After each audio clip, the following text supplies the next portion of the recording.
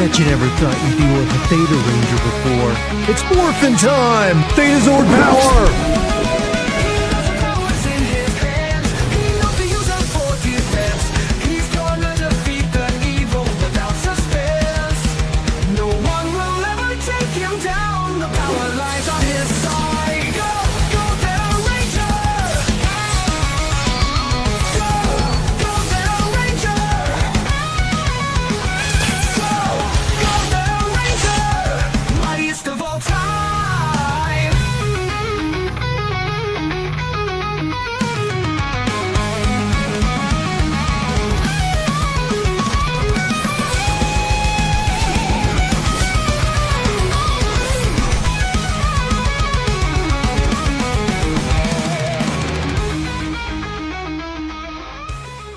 Greetings, travelers of time, space, and questionable archaeological ethics. Welcome to Cosmic Theta Theatre 2117, broadcasting live from a forgotten satellite drifting somewhere between the Temple of Doom and your dad's VHS collection. Tonight, we embark on a sacred quest. No, not for enlightenment, not for peace, but for the Holy Grail, which, according to ancient legend, can grant eternal life, or at least keep a 70-year-old man spry enough to punch Nazis anyway.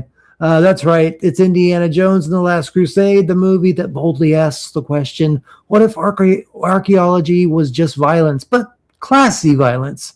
Join us as we witness a young Indy learning life lessons like snakes are bad, fedora theft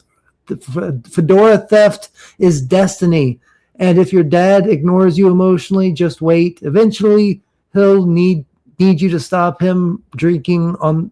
He'll need you to stop him drinking from the wrong cup.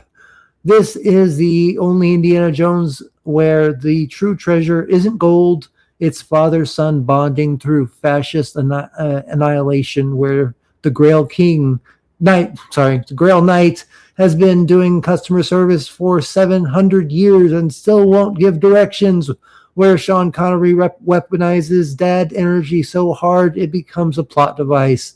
And remember, dear viewers, he chose poorly. Not Indy, but the villain in this. I forget his name. Anyway, but we chose wisely because we're here to watch it together with jokes, riffs, and commentary so sharp it could cut through 3 Snazi uniforms and tank tread. So grab your popcorn, clutch your childhood nostalgia, and prepare for your soul to have sarcasm as it's, well, you know, the hat has been passed down to us and the diary is complete. Cosmic Theta Theatre 2117 is now in session, everybody, and we have with us the amazing, the wonderful, and the Admiral of the Federation, Admiral Teague. Thank you so much for joining us, man. Hello, sirs and madams, and hello, Theta, for like one of my very favorite movies. I saw this 4 or 5 times in the theater. It's a great film. We're going to talk through the whole thing was the agreement. We figured it out. That's the meta of this. Yeah. I guess we'll tell you when we started, but this is one of the best trips to the movie theater I ever had. In fact, it was so good that I went back the next weekend and saw it again. And yeah. I'm pretty sure at some point there was some hiding in the bathroom between showings to go back and see it again. This was a movie I saw over and over. It was fantastic. I even saw it enough to spot 1 or 2 small production flaws in the movie. There's one in the library. Ooh. And yeah, there's a little bit of blue screen bias, but of course that's not a mistake. That's a feature. But in the library, they used the wrong kind of spray paint on the bookcases, and you can kind of see it unless they've fixed it with technology. There's tech now that can fix it, but there's a couple of problems here and there. I love this movie in general, though. You're mixing together 2 of everybody's favorite things, right? History for in American men is like one of the top 4 like hobbies, right? Like there's a lot of like one of the top selling books every year about history, stuff about archaeology in the past is always really interesting. And, you know, like these kind of fantasy adventure movies that people who are about 50 when this movie came out, when George Lucas made this movie, what is he, like 45, 50, right? Yeah. So familiar media. These people are ready to come back to movies and see these kind of movies again. These kind of heroes that they're used to. Indiana Jones has like sort of like at some point he has some super soldier serum, but like, you know, I call this movie One Girl, 500 Cups. I love that that little summary of the movie, man. Like this is definitely my favorite Indiana Jones movie of all time, out of the trilogy, because there isn't any other movies after this one. You know, everything else is just a piece. You know, it's fan fiction by Disney. There's one canonical appearance I'll give it in the Young Indiana Jones Chronicles. Oh yeah, okay. I will slide that in there. Yeah, but as far as films, no. I have an Indiana Jones question for you. Yes. The Young Indiana Jones Chronicles are owned by Disney. They're not out there in any way that we can see. I don't believe they're on Disney Plus. And one of the things they did was it was included old Indy at a museum with an eye patch talking to a kid who would be there any given week and telling him stories about, like, you know, when I was, you know, young, I went to the city of Atlantis or whatever it would be, right? So what they did was, when they re-released it, they had cut those scenes from the show, and the canon was he was just a crazy old man hanging out at the University Museum. My question would be, should we take Harrison, just put him in a room, get like a 10-year-old kid and have him react? Yes, Indiana Jones. That would be beautiful. That would be a beautiful ending. Yes, to set up every one of those old Indiana Jones Chronicles. And remember, there's not a lot of them because they cost too much money. They were always late. He's the perfect age for it. He's the perfect senility or whatever, senile. You know.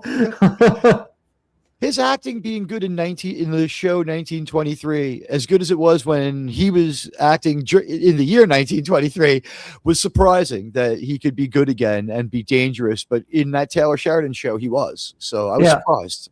Yeah, in this century, I couldn't agree more. Wash. It's been a real bummer for the 21st century for Indiana Jones. It really is. Hello, lovely Sherry. Yeah. How's this weather treating you? I was about to welcome everybody in the chat. Let's see. We have Lieutenant Giratina. Thank you so much for being here and saying hi. We have Gunner, legendary, the legend of the grid. He is him and Casey have the highest membership ranks on the channel, and I can't thank you enough. As always, Gunner, you're awesome. Hope you're having a wonderful year, and I know you're working really hard all the time. So I hope things get better and get a little more easy for you, because I'm going through it too, but everything's cool. Thank you, Sean Carter, for being here. I miss you so much, man. And just for being here, man. If I hope that you're still here, because I do want to show you this. I still have this for you. Dexter, do you say thank you for the super chat? Good boy. Isn't Dexter so sweet? But yeah, I want to thank you so much, Sean. I think about you all the time and all the fun we used to have. I just, I hope one day that we can get back to that and start doing some skits and stuff like that. And especially since we're doing, this actually sparked my new channel's name, Nerd Archaeology. This Indiana Jones. We've been doing the movies every week. We've had some trouble the past couple weeks to get this movie done, but we're finally doing it. But Indiana Jones has been on my mind, and it just came to me. I was like, Nerd Archaeology. That's a really interesting, short, simple, to the point name for a channel. And it turns out nobody had used it, so I picked it right up, and I have my first theory video on there. If y'all want to go check it out, it's of Masters of the Universe. If you enjoy Masters of the Universe at all, that was a fun theory. What's that? I enjoyed it. I enjoyed that video. That was a fun theory. Oh, you watched it? Cool. Yeah, I need to get a little more enthusiastic, and I need to get straight to the theory. I think that people started clicking off earlier than earlier than the theory actually started. So I just need to get the hook and then go right into the theory and sometimes I shout the headline to start the video. Yeah. Sometimes I will give the thumbnail verbally, like the second most successful video now that I have is the Star Trek United one. Mhm. But that one just, it bottom lines you because no one knows what the hell Star Trek United is or anything like that. So I just like, a Star Trek Enterprise sequel show? You captured my attention. Hailing frequencies are open. Always. That got people's attention, and I found that from that point on, I've tried to have, when it works, like sort of like an opening line, before I do my thing. So just like my best videos have had like opening lines, like when I did like the Easter eggs for the Superman trailer before the movie actually came out. I pointed out like all the Easter eggs that were in the trailer, which there were actually a lot. Like I think we were talking about this before, or no, this was on Cinema Gulp we were talking about.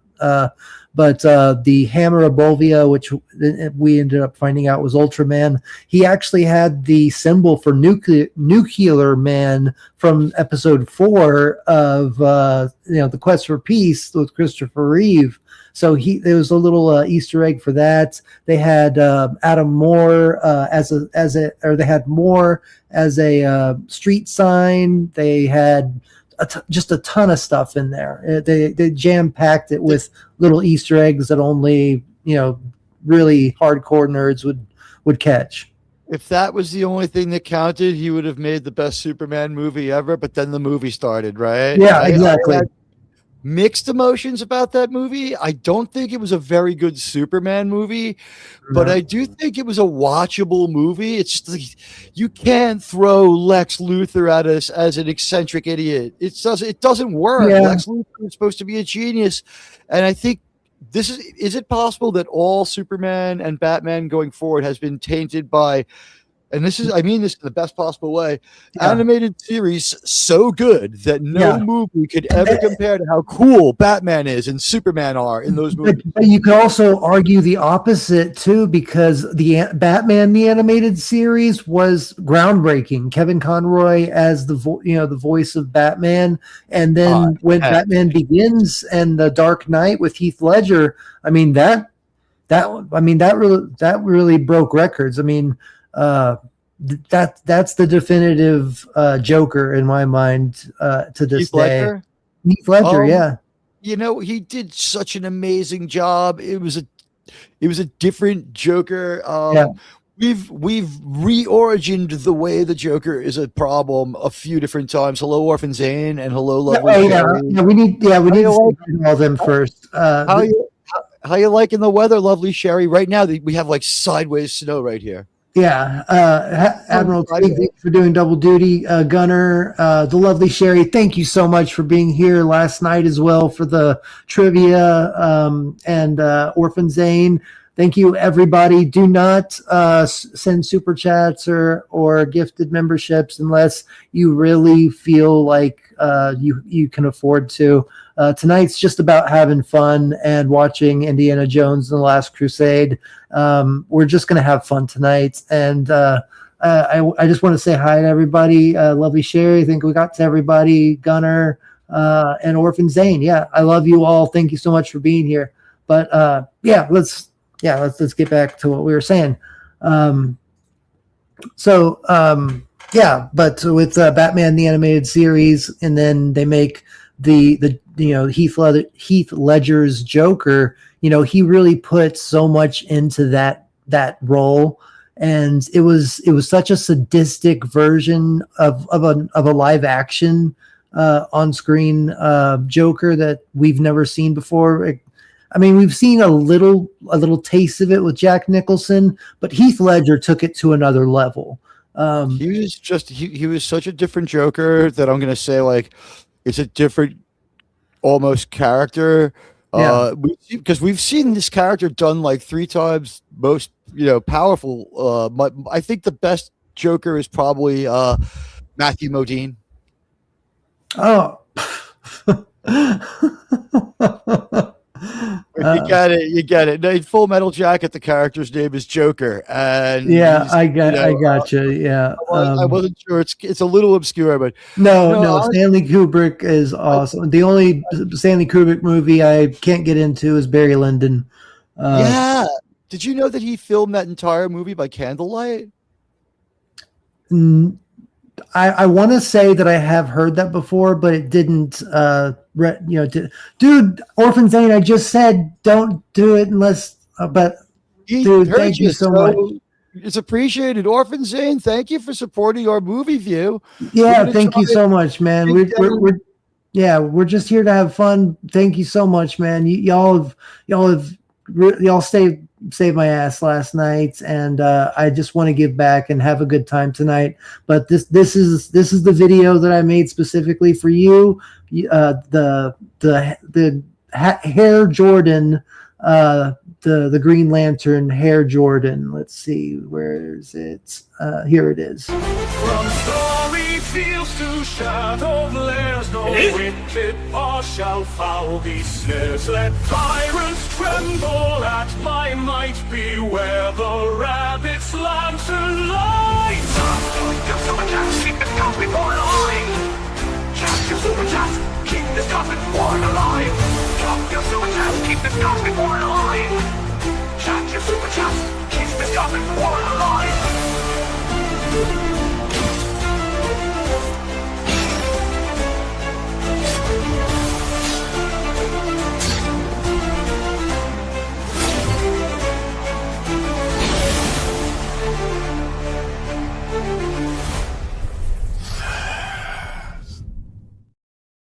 Thank you so much. What's that? That was awesome animation. Thank you. Yeah, I have a better one. I have Catman, because my whole thing is whenever I get a super chat, I need to make more, but I have Catman. I have the Cat Roddy Kid. It's basically taking cats and putting them in in scenes from like popular movies and TV shows and stuff. So I have Cat Chasers, the Meowtrix,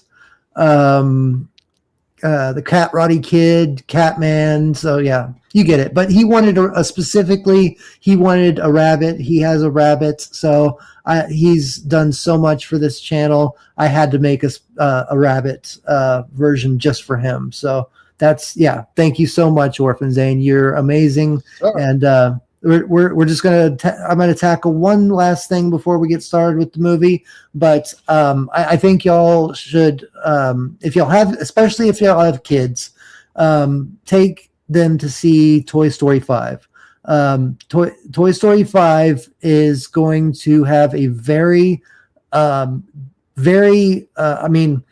it could backfire, but the plots that I'm reading about, it's going to bring back Tim Allen. It's going to bring back Tom Hanks. But Buzz and Woody are going to be fighting AI toys. And Bonnie, which is the new owner of Buzz and Woody from part 3, I think, when Andy got old enough to go to college and stuff. But anyway, so I think that it's a good message for the parents and for the kids to not just sit them in front of a tablet or in front of have a phone glued to their face, the entire day. Get them back out in the real world and have them interact and have them be a part of a community again. I think that's one of the most. That's one of the most important things for a growing child to understand, is that life isn't on here. It's not on our phones. We need, and this is for the parents' lessons too. They need to interact and get them out there and get them involved in community, activities and stuff. We've gotten too dependent on our lives being dictated by internet and video games and just watching useless videos like No, not too much unlike this video, but anyway, I think it's going to be a good, wholesome story that I think that every family should go and see, and have that lesson, kind of be thrown out there. I think it's awesome that they're actually writing a movie like this, because they're basically if they're going to be depending on AI and games and stuff like that for their ad revenue, that takes a lot of balls to write a screenplay having AI and technology be the villains for toys, and then makes that's sense, though. It makes sense. It seems like natural rivals, right? Yeah. The AI toys would be maybe in the spirit of Small Soldiers or something. Yeah, exactly. Small Soldiers are AI toys. Yeah, exactly. That's a great movie. Exactly. Yeah. About the same time Toy Story 1. Dave Cross, David Cross, Robert Picardo, Ann Magnuson, Phil Hartman, the voice of Francine from American Dad is the voices go I heard her name. Sarah Michelle Gellar is in there. She's one of the voices of the Barbie type dolls, and the other voice is what's her name? From the Addams Family, the Addams Family reboot. She's really hot now. What the hell's her name? Christina Ricci. Yeah, Christina. Ricci, is the other voice. Then we have the voices of the Dirty Dozen, are the members of the the Chip Hazard and his bad guys, whatever they're called, the Commando Elite. And then we have other people like, I said, Billy Crystal and Frank Langella, notably, are the Argonauts, are they called, or something like that? Oh, I didn't realize Frank Langella. Are called. Frank Langella is Archer. Yeah, he's the head one. He's the one who's. Wow. Yeah. Obviously, I was just talking about him in that video in the Masters of the Universe. But he says to this day that that Masters of the Universe movie, even though it didn't make a lot of money, in fact, it lost money, just to be fair. But he says that he had the most fun making that movie out of every movie he's ever done. Because the only one they have conventions for, so he's going to say he loves it. Well, it's because his kid loved Masters of the Universe so much that when he got that role, he put so much of, and that's honestly why it's kind of become a cult classic at this point, because of his he put so much into that role. Yeah, he was committed, and he made a great Skeletor.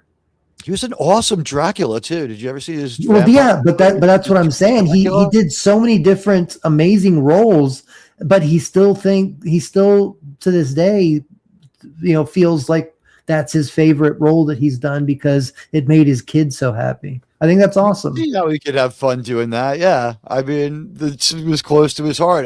And Meg Foster's eyes. That he would have a kid.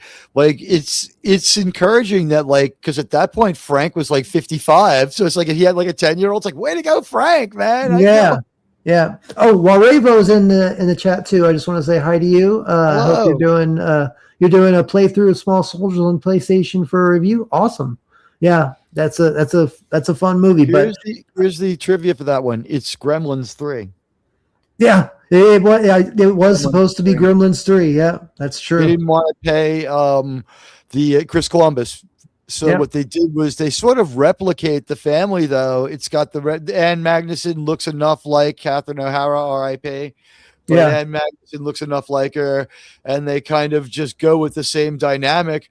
Although in this one, they have no money rather than being super rich. I think they wanted to make certain things oppose enough so that they wouldn't have to give him any more money. Because I think the deal was with Gremlins 2, he didn't want to have any fun and he wanted to protect his brand. And they're like, oh, geez. So like they kind of push him off the project. Yeah. But he still had to get a pretty big cut. And they're like, we have this script, but we don't want to do it with him. It's just a drag. And so like someone came up with, well, what if we just rewrite it. Just make a different franchise out of it. Yeah. And it turns out to be a good movie. It really is. I mean, still, I wouldn't have thought at the time that we'd still be talking about it, in 2026. But yeah, it's that good of I mean, it's that memorable of a movie. It was fun. It was imaginative. We got to see, some of the guy from Gremlins is in it. The next door neighbor. He's like, you're right, dude. It's been so long, but yeah, you're right. That's cool. And, Robert Picardo is in it from Star Trek. Yeah, I love Robert Picardo and everything he's ever done. Gremlins too. He's got a great role. No, don't start the Academy then. Well, yeah. Was he really in Gremlins 2 as well? He's in Gremlins 2. He has a full hairpiece, though. He's one of Clamp's advisors. Oh, maybe that's why I don't remember him. Female gremlin at the end. Yeah, the female gremlin traps. Of course, I don't think I can erase that out of my brain if I wanted to. And he basically just kind of shrugs, like, I might as well. Yeah. Oh, that's who. That's him. Oh, yeah, you're right. In Small Soldiers, he gives the guy the piece of paper. It's like, don't forget, this is an extremely important password. And like, he's like, it says Gizmo. My password's Gizmo. It's like, don't tell anyone your secret password. Yeah. I'm going to turn my mic down now that I have it closer to me. It's a little better probably for y'all. Yeah, but I just wanted to say, if y'all have kids, give Toy Story 5 a chance. Go out and check it out because I think it's gonna have a very, very good message for the parents and the children. So yeah, I just wanted to bring that to y'all's attention. So you don't think there's any risk of the morally reprehensible problem? I do think that there is a possibility. I'm not gonna, I'm not gonna like double down and say like this is gonna be a for sure, great screenplay that has the morals that we want to infuse into our families and stuff. If the movie was great, and the only thing that sucked was the only thing that was weird was that at the beginning we find out the new owner has 2 mommies or something like that. That is just like people be like, "Oh no, yeah." It wouldn't matter how good the movie was after that. No, that's set up. No, that would yeah. They wanted to honestly. I really hope that you're wrong about that. I never considered that, but you might be on to something. Movie, and we have that in the first 5 minutes. It'll destroy no one will care. Yeah. People will immediately want their money back, and no one will care. Be cautious then, but listen for trusted reviewers first. But there's hope for Toy Story is what. Fine, yeah, and with Tim Allen, Tim Allen's a very hard-headed actor. So if he's not going to be a part of something that is going to go against his views and ideals, and he's a very they punk him on it. I think they right out there off the set. If he feels like if he's been if bad faith told him something, and in the story, I mean they really could do something like that because it's a 3D animated movie. So the parts that he's not in, he doesn't have any knowledge of it. He might not know. Like for all we know, Buzz Lightyear's like there's 2 mommies, and Buzz Lightyear's like. Here's what I say, though. This is the furthest we've made it along from the announcement to the release of a Disney project without it being a done deal that it was a burning, flaming car wreck. There's still no signs that there's any problems. The movie's not that far off anymore. And by the time we had made it to this point with Snow White, we were on like rolling, burning car wreck scandal. It's not even weird. Yeah, right? The Little Mermaid had slight scandal, but that star kept her mouth shut. And now they showed her at the Olympics. They're trying to give a positive spin. Her career looks like it's going to go somewhere. She can sing and dance, so it's going to be fine for her. Yeah. Rachel Ziegler, she can sing and dance too, but she's going to have to go somewhere where they hate America to do it. It's like, seriously, she's already Rachel Ziegler. Yeah, she's already put a stamp where she lands, politically, and that's I think that's one thing that Ricky Gervais had nailed on the head when he hosted the Academy Awards. He was like. He's like, everybody, y'all just shut up. Y'all don't quit acting like you are the arbiters of what is right and wrong, and y'all come up here. I mean, he told them off. I mean, that was one of the most brilliant live hosts. He has the gravitas to do it because he's succeeded in TV and in movies to a degree, especially in TV. And he's been considered, extremely funny. I mean, there's not a lot of doubt about it. But because he writes it himself, he has the gravitas to go up there and be like, if he wants to opinionate, he's got this track record of being literate and producing funny movies. And he also, he's not pushing much except maybe mind your own business too. Right? Exactly. And that's another thing too, is that he kind of keeps his politics and stuff to himself too, and just like really injected into his his movies are simply funny, and that's exactly why SNL used to be so funny and all those type of shows, because they didn't lean towards one side or the other. They were able to make fun of everything. South Park too. It didn't matter who was president on SNL. He got lampooned hard. Yeah, exactly. We need to go back to those days. Candidate. They lampooned every single candidate hard the whole time. Hard, unless the candidate that went on the show. But they used to get the literal dark horse candidates. The first one was John Anderson, who I don't know if people even remember. There was a 3-way election with the first time Reagan ran, and the guy's name was John Anderson. He was on the ballot in a lot of states. And then the second person to run for president is beyond there. But the more famous one, because he was on a major party ballot, not launching an independent bid, was Jesse Jackson, R.I.P. Jesse, I guess. But he was, on there while he was running for president, and there was some good skits came from it early on when everyone was treated as equally ridiculous. Yeah. And that's what we need to get back to. We need to get back to not being scared to make fun of everybody and everything. I mean, we've been stuck in a loop where it's only okay to make fun of one side, one ideal, one set of ideals and stuff like that. But we're to have fun with it. Yeah, exactly. Have with it. I mean, we need to get another Norm Macdonald in there. See somebody that's not afraid to, even when the studio is threatening to fire him for those O.J. Simpson jokes, he just kept them coming. He just kept going. Poured it on. And we need comedians like that have the balls to stand up. That's a comedian's job. And that's why, when Norm Macdonald was doing it, he had this track record of having on the spot, very pointedly enjoyable social commentary.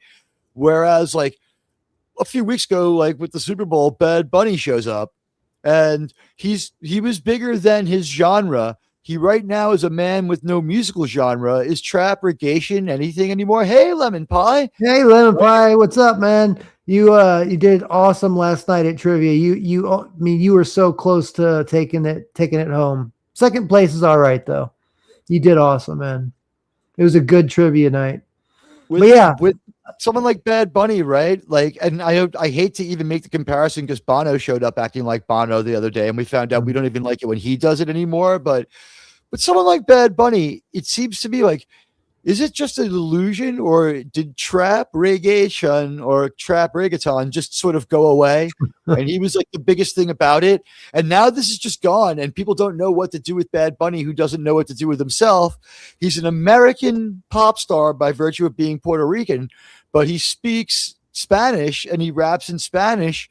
And it seems like no one bothered to do a check on his lyrics. He's a Spanish version of Motley Crue. Yeah. With this weird genreless style, and that was one weird. And when he shows up saying to people, "Oh, I have these views about immigration or whatever the social cause may be," it's you're a guy in a sparkly suit who's been jumping up and down, yelling "dance, dance, dance" for 15 years. We don't know.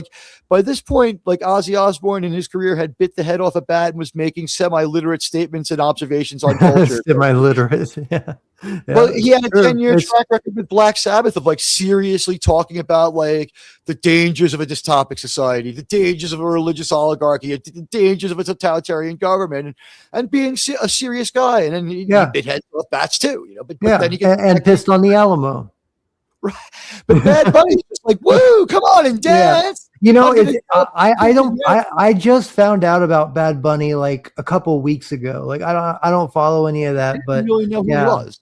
I yeah, had heard the name when he did I've heard SNL. the name, but I thought it was like like a corn star type of thing. Like one of those e-girls or whatever. But I Right. don't know, like I heard that That name does sound like before. what it is. It does sound like that. So yeah. Everybody go and subscribe to Admiral Teague. He's awesome. If you're not already subscribed, We have fun with things that people think are taboo. We have like all sorts of Trump sounds. Like, sir, that is so controversial, sir. huge, totally huge. We're gonna blow the top off of this huge thing. All right. Well, now that we've got a little conversation going, let's go ahead and start the movie. I'm going to send y'all the link. This is it's also in the pop up up top of the chat. There's a bubble. The asking there's a quiz, or not a quiz, but there's a poll. What is your favorite Indiana Jones movie?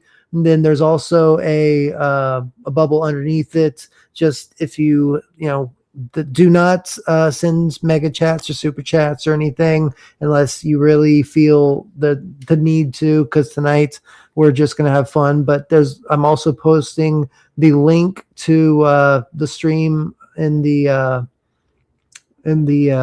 I'm posting it in the chat. So how's your Cosby working? Take a quick look. It's great. It's never failed me. Just Mine was weird for the first time ever. Maybe I'll just put it on my other device.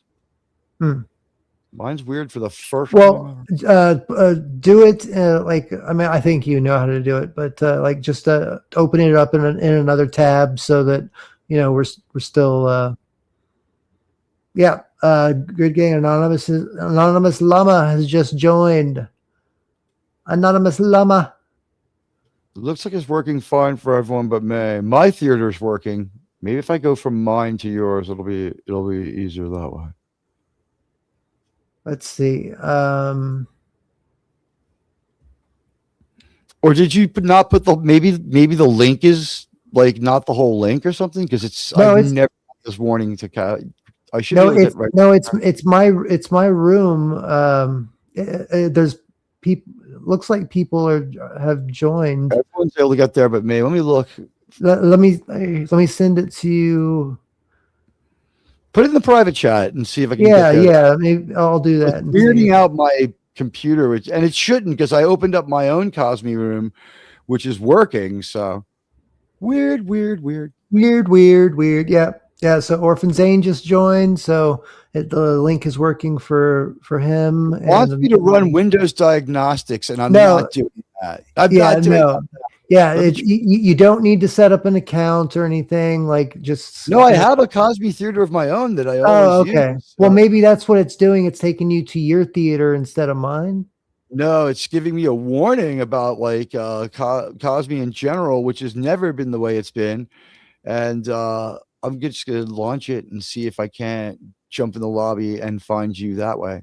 Okay. I'm looking for the search bar inside of Grid Gang is the name of the theater, right? Yeah, Grid Gang. Yeah, Lemon Pie. All one word. Yeah, Lemon Pie says, I think the first time I saw Bad Bunny was when he did a Cheetos commercial, or it was Doritos. That's crazy. Yeah, I had no idea who Bad Bunny was. His show, I'll give him credit for, I guess you would say that it had some kind of stage crafting to it. But as far as the way it works in any kind of tangible sense, his music wasn't live enough to be impactful enough. The pivot I would say is, if you watch the Green Day show earlier in the day. I'm as annoying as they can be. And remember, we're talking it's a tie here, right? But when Green Day want to be annoying, we could at least say these guys have been like that since George Bush's father was president. Okay, they have a track record of being annoying, but also their show, although they looked old and all had a bunch of crazy facelifts, like Billy Joe Armstrong just looked old and weird. I was a little surprised to I think we can Yeah, find it like that. Lemon Pie is saying he's getting a warning about this Cosby too. It says don't take any drinks from Cosby. Yeah, don't What's that supposed yeah, to be? don't drink the Papa Kool-Aid on the thing. What's weird is I'm unable to get to the room, but I'm trying to search for the room, and it's just giving me a little bit of a hard time. I'll figure it out. Yeah. The good news is I've seen this movie. Yeah. Let me see. Maybe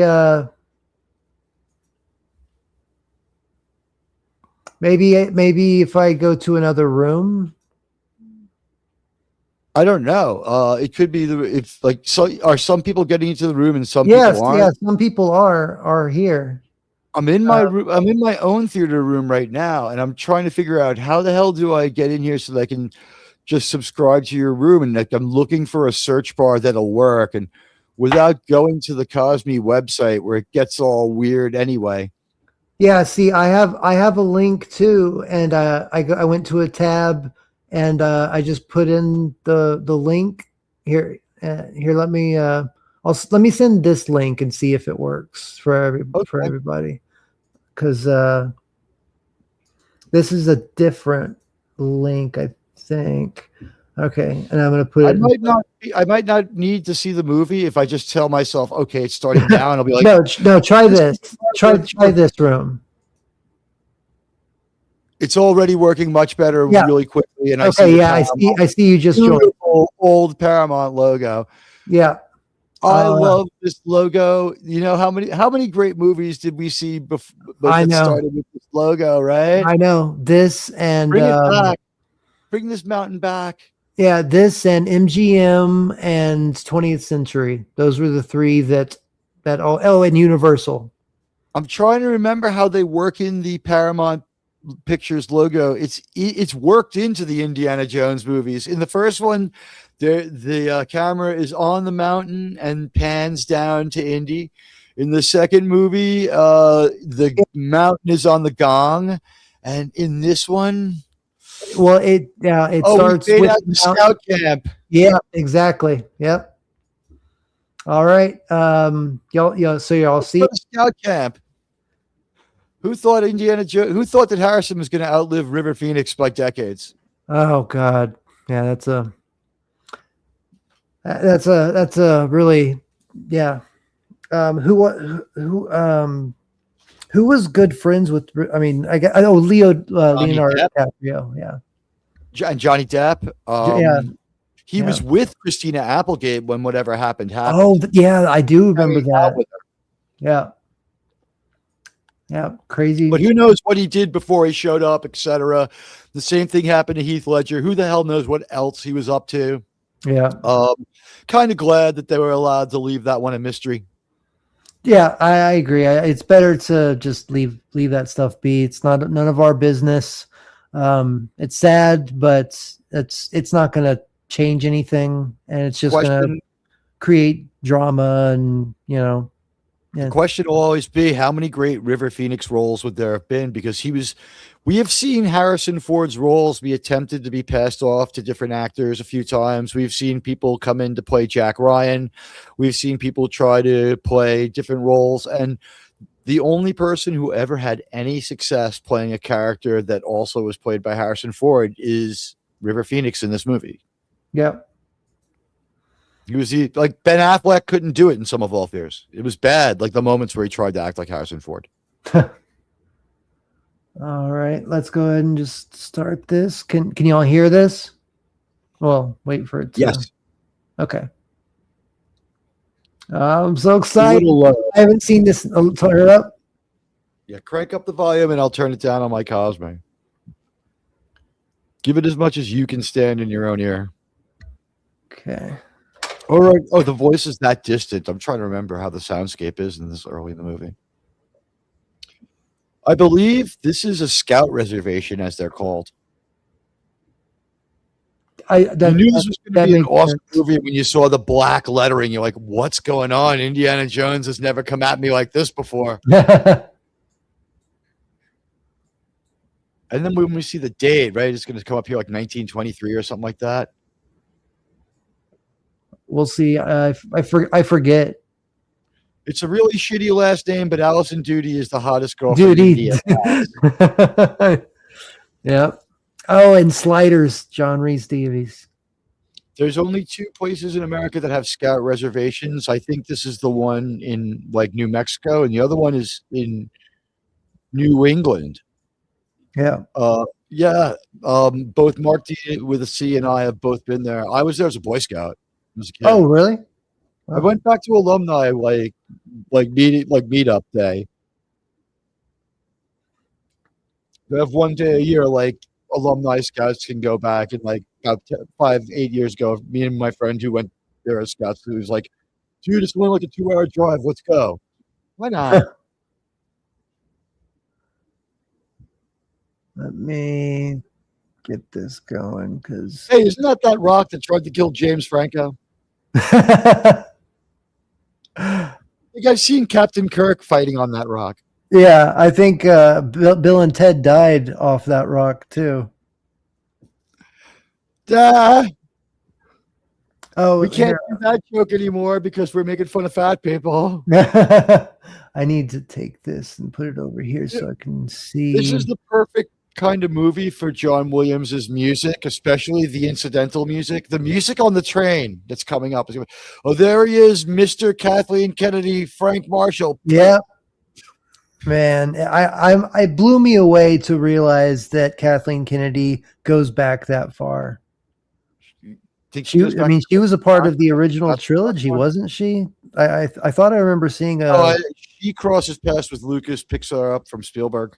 yeah. I think her first movie of any importance was either Close Encounters or maybe it was Poltergeist. Yeah. Yeah, that makes sense. Thank God she's gone, but they're gonna do the same stupid shit. I know. I'm so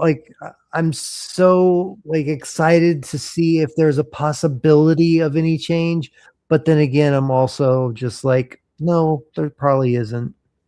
This guy's awesome. The gray area archaeologist. He's not evil. Yeah, he's the But he's gray not Jedi of archaeology. Qui-Gon archaeologist. Yeah, It looks like the Qui-Gon Cobra Kai. archaeologist. Is that the Cobra this Kai? is Dojo why- leader? Yeah, Is that Kreese? is it?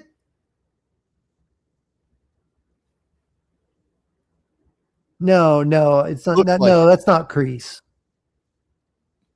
How cool would it be if it was? I know, wouldn't it?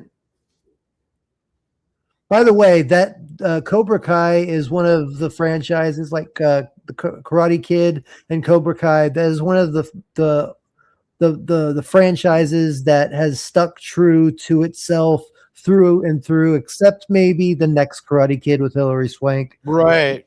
But But yeah, I mean, Academy Award winner, I guess they saw something in her talent. yeah. Doesn't she have, she has 1 or 2, right? She might have 2. One for Yeah, I Billy think Dollar she Baby probably- and one for Boys Don't Cry. yeah. And what's the other one? $1 Billion Baby, where she's a boxer. Oh yeah, I never saw that one, but yeah, I did. Yeah, she did win that. I think the deal is one's supporting, but one's lead. Yeah, $1 Billion Baby's supporting actress, and the other one I think is lead actress. She was born to play that role, though. I mean, she looked it. She was perfect. in $1 Million Baby. Well, she had the boxing skills for that one, but I meant Well, I never the saw Brandon it. Teeter role in Yeah, Boys Don't Cry, where she I plays need a- I need to see it. I need to check it out. well, there's just something wrong in the head of the character that she's playing, like trying to pass herself off as the opposite sex, and that's what leads to like one problem after another. That horse was like, "Fuck you."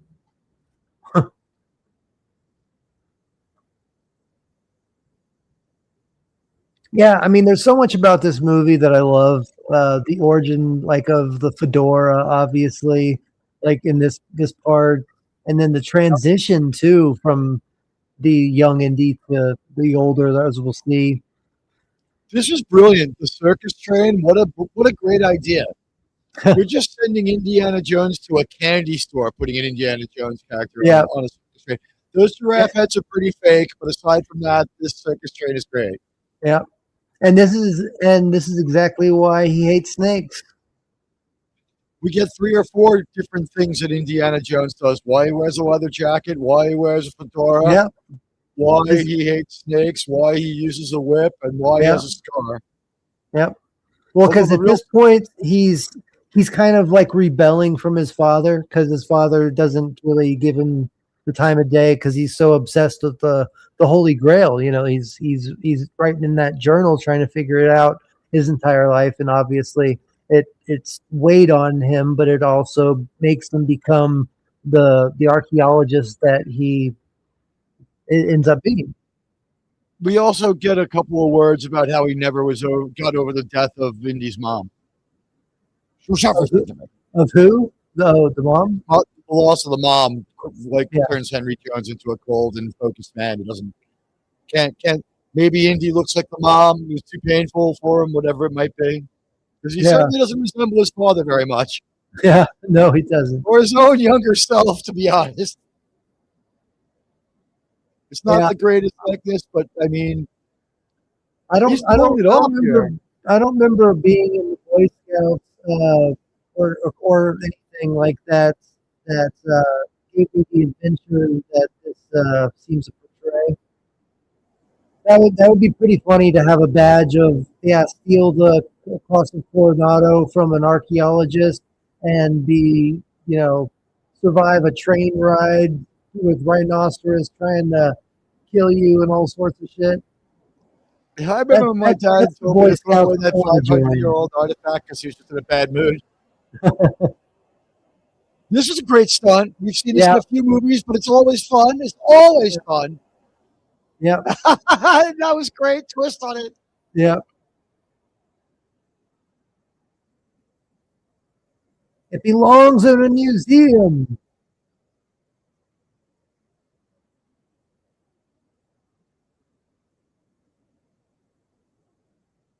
Now, when he stands up here and he has to deal with the lion, I would point out one thing. Watch how he acts with his whole body, just like Harrison does. Yeah. Oh, I forgot. This is the origin of his whip, too. And the scar right there. Yeah. But watch how he acts with his whole body. Like he's really physical the way Harrison is. Yeah. Yeah, he is a good. Yeah, he's a good He actor. reaches out his hand, this is exactly how Harrison would. He didn't just snatch it up. You're right. I never realized how much he put into this acting. It started when I was watching 1923. I realized that when Harrison Ford is standing, he doesn't just stand. He's like,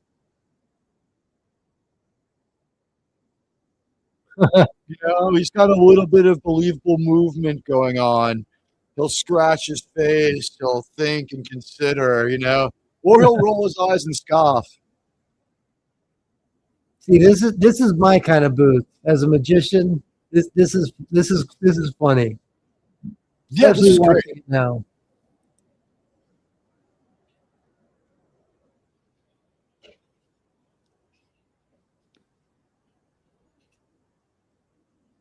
Oh, this is so much fun that we don't even care that it makes no sense. We don't even care. It makes no sense. Yeah, it does. It's possible. That trick is possible to do. The trick is possible to do. You'd have to have it. I guess the final car of the train is part of the service. Yeah, exactly. Okay. It would have to be set up properly, but yeah. Like what?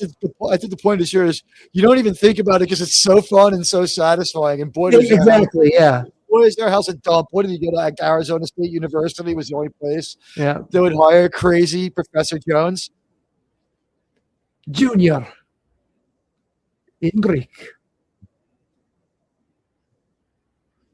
I want to learn Greek and Hebrew so bad. I really need to devote some time to do that. Greek would seem to be at least functional, right? Hebrew, ancient. Well, they're both ancient languages. Yeah. They're both around the same time. Hebrew is probably a little. We could read the Dead Sea Scrolls in the original Aramaic. Yeah. Yeah, think about that for a minute. There's like 4 different dialects of Hebrew. Yeah. I don't know how much of them they were able to communicate with each other. I could be wrong about this, but I thought Aramaic was only a spoken language. It Maybe was no written component. I can Yeah. believe that. I think that it's only a spoken language and it doesn't have actual characters to write down. That's why it was stories were told to generations. But then I think the first I guess the first languages and stuff was like maybe Well, Aramaic is probably just a Creole of Hebrew, right? yeah, but that's I Language. do know that's what biblically that's what they spoke. That's funny. Just think about that for a minute. Like, in his own time and place in the world, it's like, have you heard this guy Jesus? That dude from the hood? Yeah. It's like, he lays down some 1938. serious science, sir. It's like MC Jesus. Let's check him out. Did we get the date for when I guess I'm gonna look it up. 7 years later, right? 31, 33, and 38. I didn't see. I'm gonna look real quick. I love that this guy knows who Jones is, and we can imagine he's been menacing this guy, and like this is Jones's power level now is like exceeding this guy's. I love that line. Yeah. So do you. Turns out being thrown over the side was exactly what needed to happen. It was 1912. Yeah. But the beginning is 1912. That's his childhood. And then Yeah. He what was is the 13 years old. to He was 38? a 13-year-old Indiana Jones in 1912. Yeah. So he's So born in then this is 1938. So yeah, that would be 35 So he's years later. 34 years old in Indiana Jones and the Raiders of the Lost Ark. Yeah. This one is 36 or 38, right? In Raiders of the Lost Ark, yes. No, this one. Is this one 30? Now we've fast forwarded to 38, right? Yeah, we're in 1938. So Okay, yeah.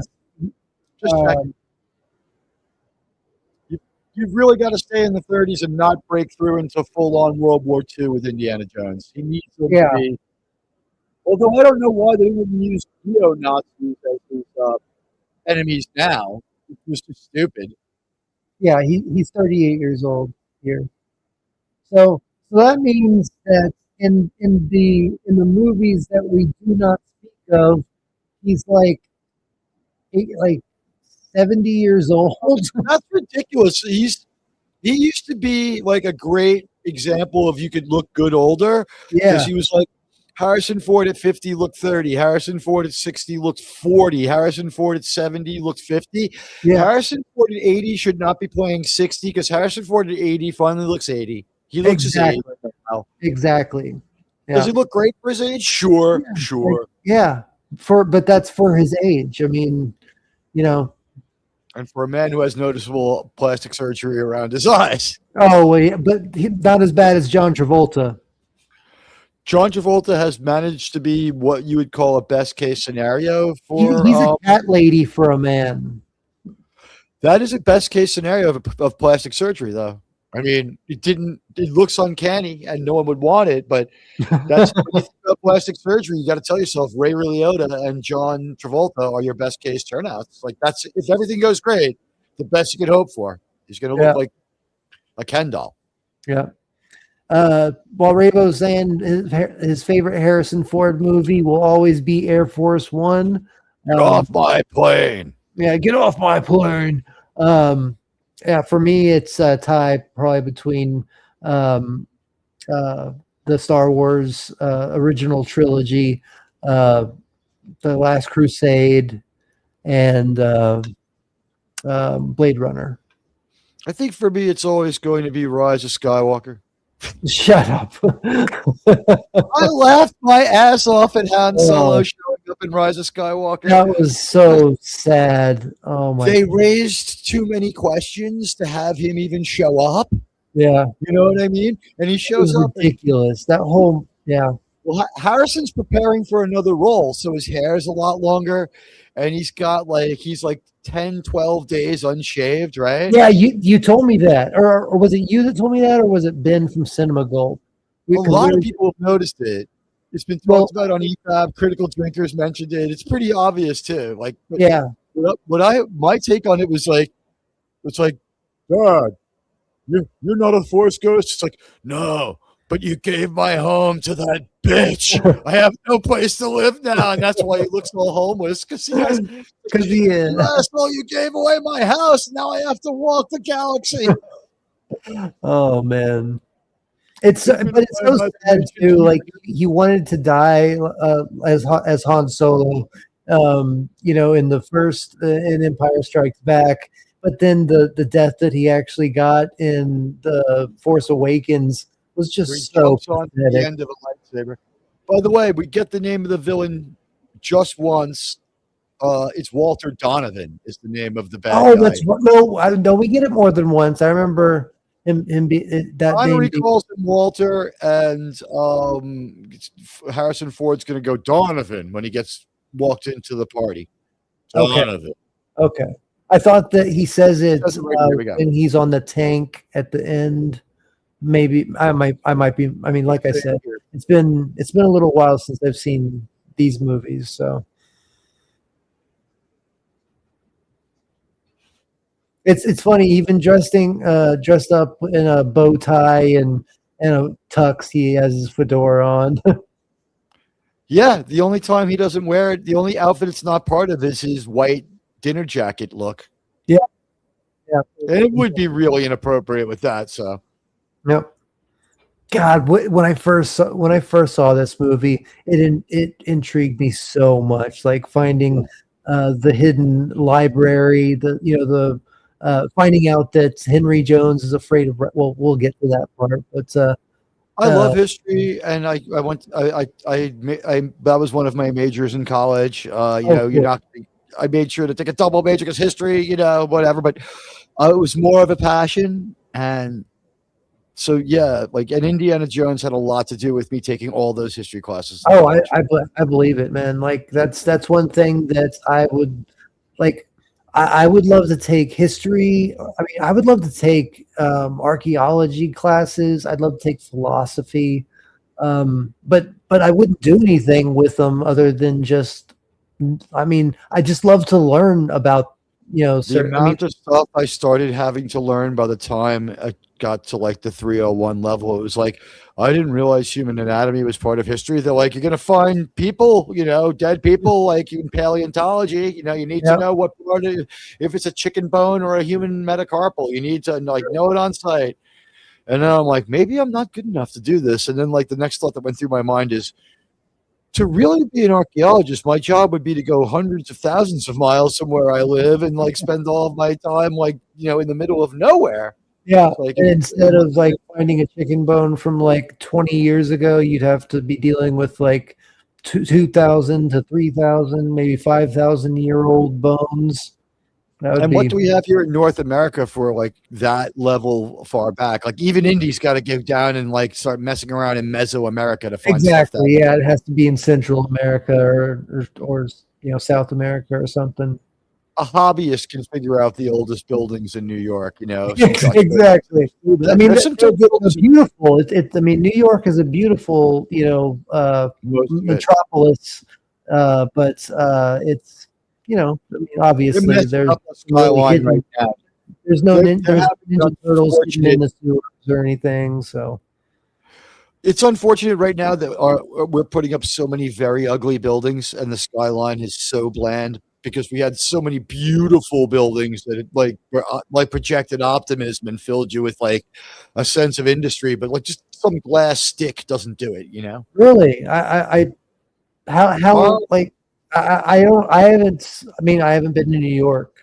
There's like 3 generations of skyscraper. The first generation only go up about 12 to 20 stories, right? Those are the Beaux-Art ones, and you see that in like Godzilla 1998. They're in front of the Flatiron building where they dump the fish to lure Godzilla, and that's those era of fairly tall Manhattan buildings, and that's the first ones, because until the rediscovery of concrete in 1890, we couldn't go above 5 stories. Think about how tall the White House is. Yeah. So, like all of a sudden in the late 19th century, we get the capacity to build with concrete. Like, it was lost. Like, think about like even like forts. You know, they had to be built with bricks, and over 5 stories, give or take, everything collapses under its own weight. Wood, stone, whatever. You can't go any higher. You can play a few games to go a little higher with things like flying buttresses, like they have in cathedrals, but the long and short of it is about 5 stories is the physical limit for non-concrete. So when we rediscover that, it takes them 2,000 years to reverse engineer it. Think about it. Then we start getting the larger buildings. So we get the first generation ones are very Art Deco. They're the ones with the beautiful gargoyles and demons and the beautiful frescoes. Those look fantastic. Pandora's building and Ghostbusters. That's the Dakota Hotel, most of it. The top of it's always a set, but and the ground level is in front of City Hall. Gothic imagery on buildings. Yeah, there's a bunch of buildings like that, though. They're beautiful. Yeah. Then the next generation is the ones that are like what we now would consider retro futuristic from around the time of the Great Depression, the Chrysler Building and the Empire State Building. Yeah, they're really beautiful, and there was a whole bunch of buildings in that style. The Beaux-Art styles in there too. Have they torn down like a bunch of buildings now? Is that what you're saying? You really can't tear down a building in Manhattan. You can't. You gotta. Yeah. You really can't build in Manhattan. The last thing they tried to build turned into a death trap that killed a dozen workers. Had like 3 fatal fires, a couple of falls. Makes sense. The Time Warner building was a disaster that they couldn't get built. I think Manhattan might be full for now. They're really building up on the bank of the river in Queens and blocking my view of Manhattan. Oh, really? It sucks. Yeah, like I have to look at these bland buildings that look like they're from Shanghai, and right across the river is the most beautiful city that God ever, gave man inspiration to create. Even if our mayor is an idiot, and we will be snowed in for 2 weeks. Yeah. I still. Like, I guess my thoughts on the skyline of New York still goes back to like Ghostbusters 2 or the original Spider-Man movie. Spider-Man 1, even since then, it is so much different. We've added about 25 new buildings, and I think that might have maxed us out.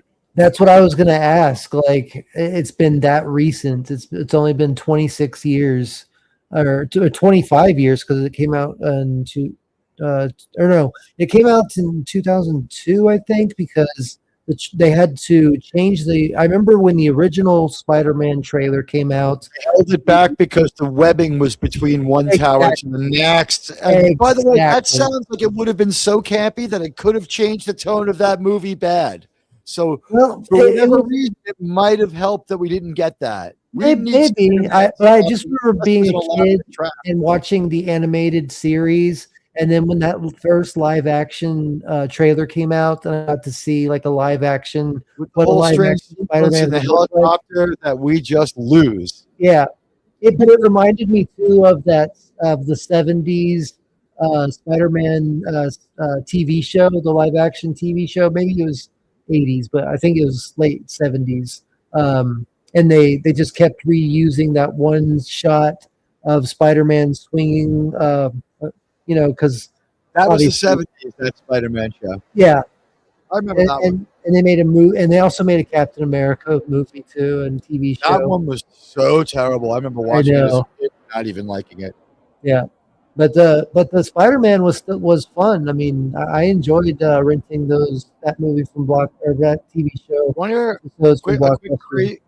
Quick crazy thought: could the reason that Captain America wasn't so good, among other reasons, have been the world is so different now? There's buttons on the phone, but then like go ahead like 30 years further into the future, it's just like Cap is like, The world is so different now. You have a phone you can carry in your pocket. Like the world had changed so much more between 1989 or whatever year they make that Captain America movie, 1980. Yeah. Right. And 2014 or whatever year the first Avenger comes out, the Paramount movie, Captain America. The world changes so much. And now we're like 64 years after World War II, and he's been a popsicle for so long that it was like, yeah, like there's no more phonographs. There's no more, like the Captain America in 1980s. Like, I can't believe that now records have, grooves on both sides. It's like, you should really grasp this. You're one stupid Captain America. And then now he goes and tries to buy a record in a record store, and it's like, they're just some of the ones that he wants to listen to are like so expensive that they're basically history. They should be in a museum. Then he listens to Billie Eilish and he turns into Captain Hydra because the music is so intolerably riffless and bad. Yeah, no. No real interest in her. She poked herself out there into a controversy. All I know is she desperately wants to be my friend because she has been advertising on YouTube. I'm sorry, on X for years.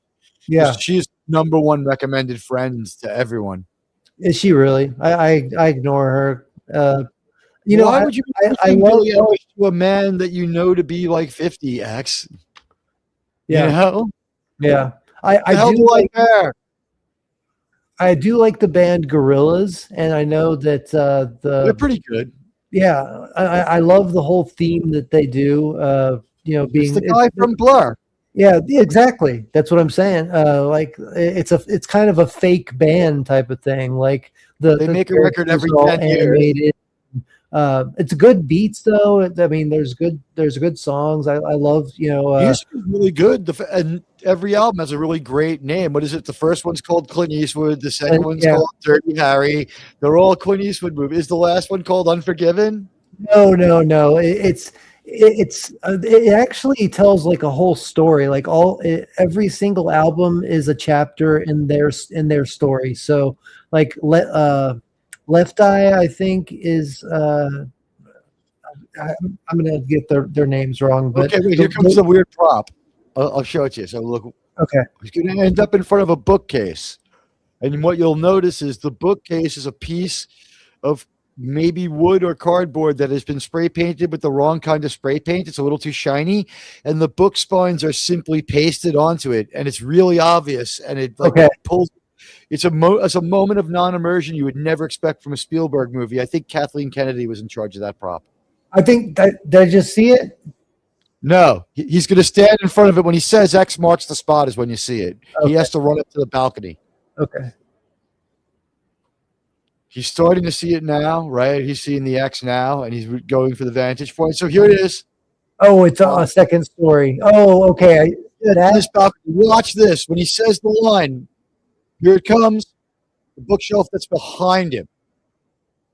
If you want to pause. See, oh, God, that is so obvious. Yeah, you're right. In the movie theater, I was like, what the fuck? And I never paid attention to that. If this crazy. That stands out like a I don't know what the analogy is. But. Use some technology and fix that, Disney. Yeah, exactly. Even he wants that fixed. Even he wants that fixed. Well, of course, George Lucas would go back and. No, that's not funny. I love this bit. Yeah, this guy's great. Yeah. We had nothing like this in a Dial of Destiny. They forgot the things that make Indiana Jones. Well, and the Crystal Skull too. Yeah, I mean, I not that those movies actually. There were like a few moments in the Crystal Skull that made it worth watching as an addendum to the three movies, but didn't stand on its own as a worthwhile or particularly great Indiana Jones movie. I just think that the fifth one is so terrible that I'm willing to reconsider the fourth one and say, hey, here and there I like it. There's some stuff I like. You know, I have to admit, I have seen all of the Crystal Skull, but Dial of Destiny, I couldn't watch the entire thing. I ended up watching the beginning, a little bit of the middle, and then the ending. And then when I saw the ending, I was like, "Fuck this! That's fucking ridiculous." I watched it all the way through to review it the first time, and my friend Appion, who doesn't Oh do yeah, YouTube- I love that gun. Yeah. yeah, well, he was great. He said something that I didn't even think of. He goes, he gets hit in the face like that, and they just give him a little scar. They don't like give him like some kind of mask or something that could create him into a good villain, you know? Because it Yeah. absolutely killed him. And I'm like, that is so true. Like, and they never stumbled onto that. So all these arguments we heard about them having, like, what were they arguing over? Yeah. It's like, I want to buffoon him this way. No, we're going to buffoon him that way. It's like, that movie was incohesive. Yeah. My nephew, who Well, like, and then he's trapped. I mean, obviously, he's trapped in. You know, I don't even remember the year, but it's Archimedes, is that who? oh yeah, it's something like around 400 BC. Yeah. So then that's how Indiana Jones's life ends. Is he's just trapped in A loop. yeah. Well, not a loop because he died. I mean, he doesn't live forever, so he's just going to die in the Back past. presence yeah, but then he'll be born again. Oh, yeah. I mean, I guess you could look at it that loop way. back. He's Yeah. trapped forever. Yeah. It's That's grounded. he's in a paradox. Yeah, that's true. I didn't think about that. Temporal anomaly. Oh no. We're going to get into Star Trek Trek here. Yeah, that's crazy. Yeah, you're right. That he's going to be trapped in a loop the rest of it. Temporal loop. Yeah, that's pretty nuts.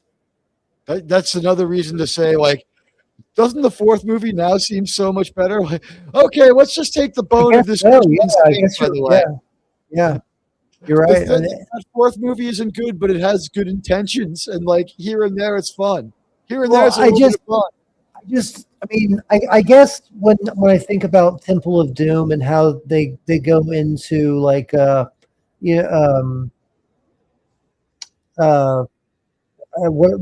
like a South American. Is it Asia that they're in? What's South America, Indiana Jones and Temple of Doom is in India.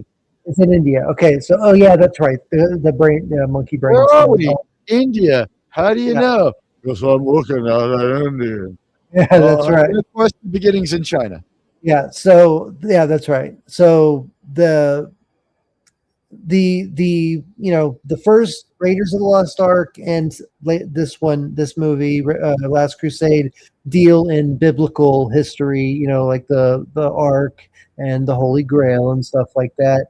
And so they kind of break away from that, and so it kind of makes sense that they would go with another type of conspiracy or something like that in the fourth one. So maybe it makes sense that they're going after the Crystal Skull, but I just don't like the ending, how they all the Crystal Skulls come to life, and it's basically Raiders of the Lost Ark. We weren't allowed to be aliens, so we have this stupid line about extra dimensional beings, and at some point, like, was Han and Chewie going to jump out of the portal? Yeah, exactly. I mean, and that's my point is that if you're dealing with because with Temple of Doom, they're dealing with a culture that worships a god that is, it's they're worshiping Kali, the actual. Yeah, they're worshiping Kali, but Henry Jones's life's work was to find the Holy Grail, which means that in this universe, Jesus was real, and there's a knight that has the cup of Christ that keeps them alive and stuff like that. So if that's the case, then bringing aliens into it kind of backtracks on its own plot, and it makes it seem like it's an unnecessary thing for Indy to get into. It's not Close Encounters. He should have just encountered more occult forces. Yeah, he's not Mulder and Scully. I mean, right. No, it definitely was trying too hard, and I understand that the deal was George Lucas wouldn't do it if it was another same old movies. So Steven Spielberg gave it a Cold War spin. But it And- was the same old movie in the end. The ending to Crystal Skull was basically just the ending to Raiders of the Lost Ark. Yeah, You know what I mean? Like like the skulls come to life and kill everybody that isn't there. Like isn't. unless you regard the true end to be the part where the epilogue and the wedding. Yeah. Because the movie sort of ends twice. It ends when they're sitting watching the flood in the aftermath, and he's like, "You're going back to school," you know, Yeah. and then the movie ends again with the wedding. Yeah. Although it was, I'll be honest, I was kind of happy to see Indy marry Marion and stuff. Oh like yeah, that. I think that's where the movie should have ended. And well, no, honestly, I would have just loved to see I am him listening to Sheila end both off movies. in this movie, just riding off in the sunset with his father and I'm Sala. bad. Yeah. Sala. Yeah. Yeah, you know what? I think the plan was to have a bunch of Mutt Williams movies in the same spirit of Indiana Jones, and that they hated working with Shia LaBeouf so much Yeah, that it well, didn't happen. Yeah, 'cause he was going through a lot of addiction and stuff at the time. He's a good actor, and I'm glad that he has his career back. And And we we also have that video Harder. Shia LaBeouf, you know what I'm talking about, where they have Great those gift. paper mache heads of Shia LaBeouf on, and he's He did running for your life. It's Shia LaBeouf, that whole thing. He engaged in a lot of what we would call redemptive behavior. Yeah, He was really redemptive in his behavior, and plus, like, he was on the losing end of a car accident. You feel bad for people for that. And then I think there was some movie that he was supposed to be in, and they tried to pin the movie being a piece of garbage on him. And when they did it, he came out and he just played the MP4 that he secretly made of the producer, the female producer blackmailing his ass because he walked off the movie. He was like, "No, it's Oh, not." Yeah, and when they got nasty with him, he was like, "Hang on a second, I have a text message." Turned on his MP3 picture, and he's like, "So anyway, why ain't I walking off the movie? You're pushing me to do what?" And they just fell right in. And he's like, "Look, I didn't do anything. Here's my proof." I know that he's changed. He's kind of done a 180 since 10 years ago or something like that. He had a horrible childhood. What's that? He had a horrible childhood. Yeah, he did. And He was dirt poor.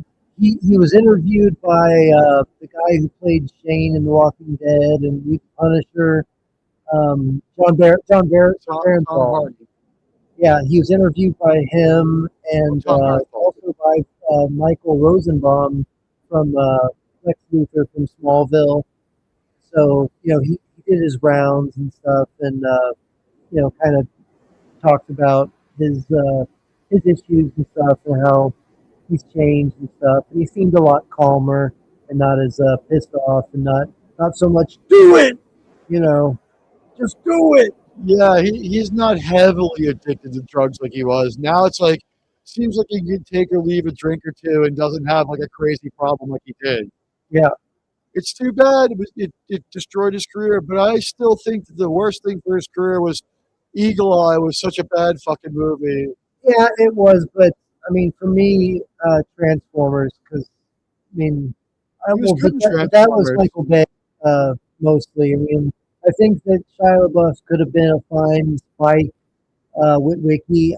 I just hated all the jokes about the dog and the weed brownies that his mom was eating and the masturbating and stuff. I mean, just and then the robots pissing on the dog, and just there was just so much wrong about that. And then Devastator, one of my favorite combiner, they had him have balls.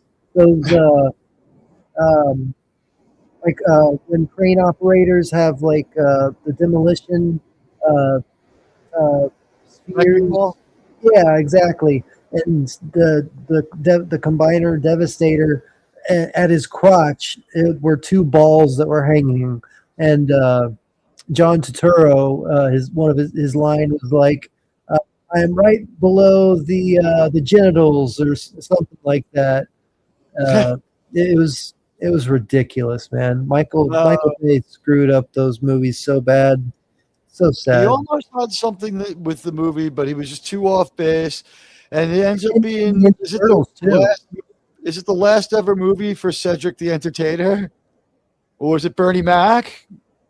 Bernie Mac, yeah, Bernie Mac, There you go. Bernie Mac dies after that, yeah. That's which is sad. a real loss. Yeah, I mean, he was a great entertainer. He was a great comedian. Funny. He was really funny.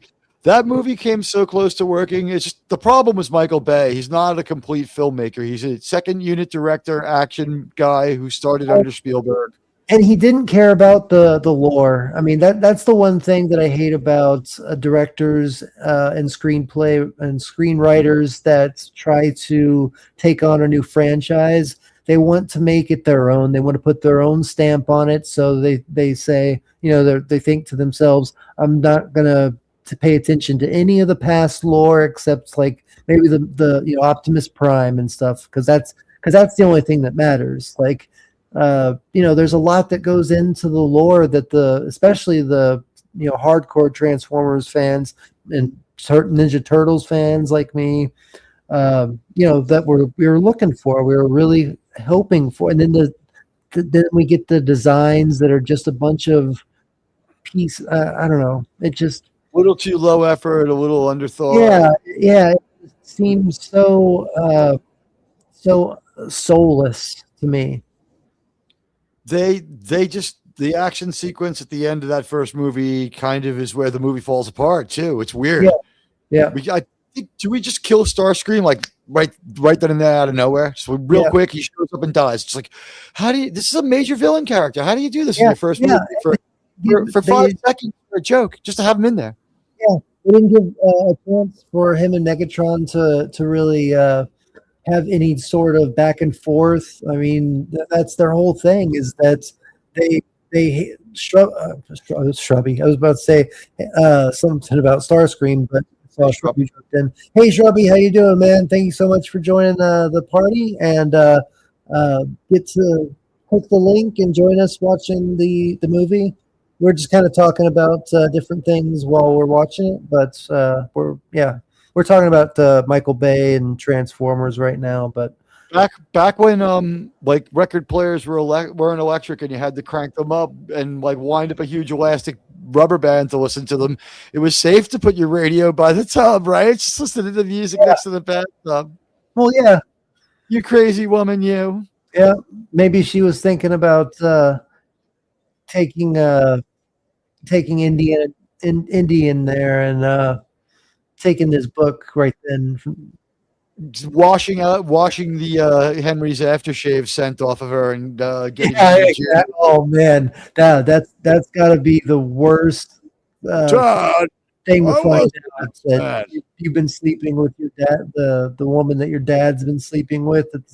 Talks in her sleep. Oh man, she talks in her sleep. Yes. How do you know? I'm as feral as this man. She is very hot, though. And I love his confused. I guess I have to have sex with her face. Yeah. I guess I have to. For a genius professor, sometimes Indiana Jones's brain is on pause. He's buffer. He has to buffer a lot. Like water, like in Temple of Doom. Water. Yeah, like he's Venice. Oh God, so good. Yeah, and I love the twists and turns of this movie too. And is he doing an imitation of Sean Connery when he gets to the Castle Grunberg? Maybe Scottish Lord, right? Maybe. We know that the character would know how to do the accent from growing up around his father. Yeah. Well, yeah, exactly.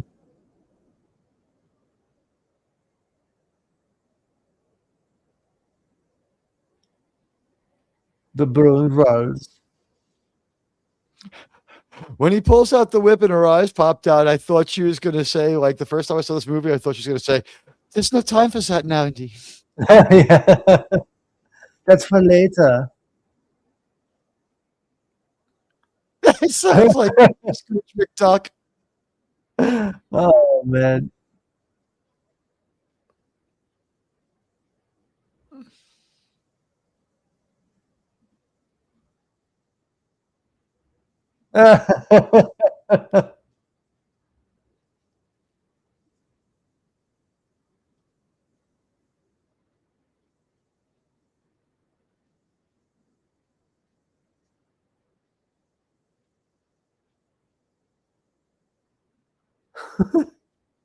How dare he?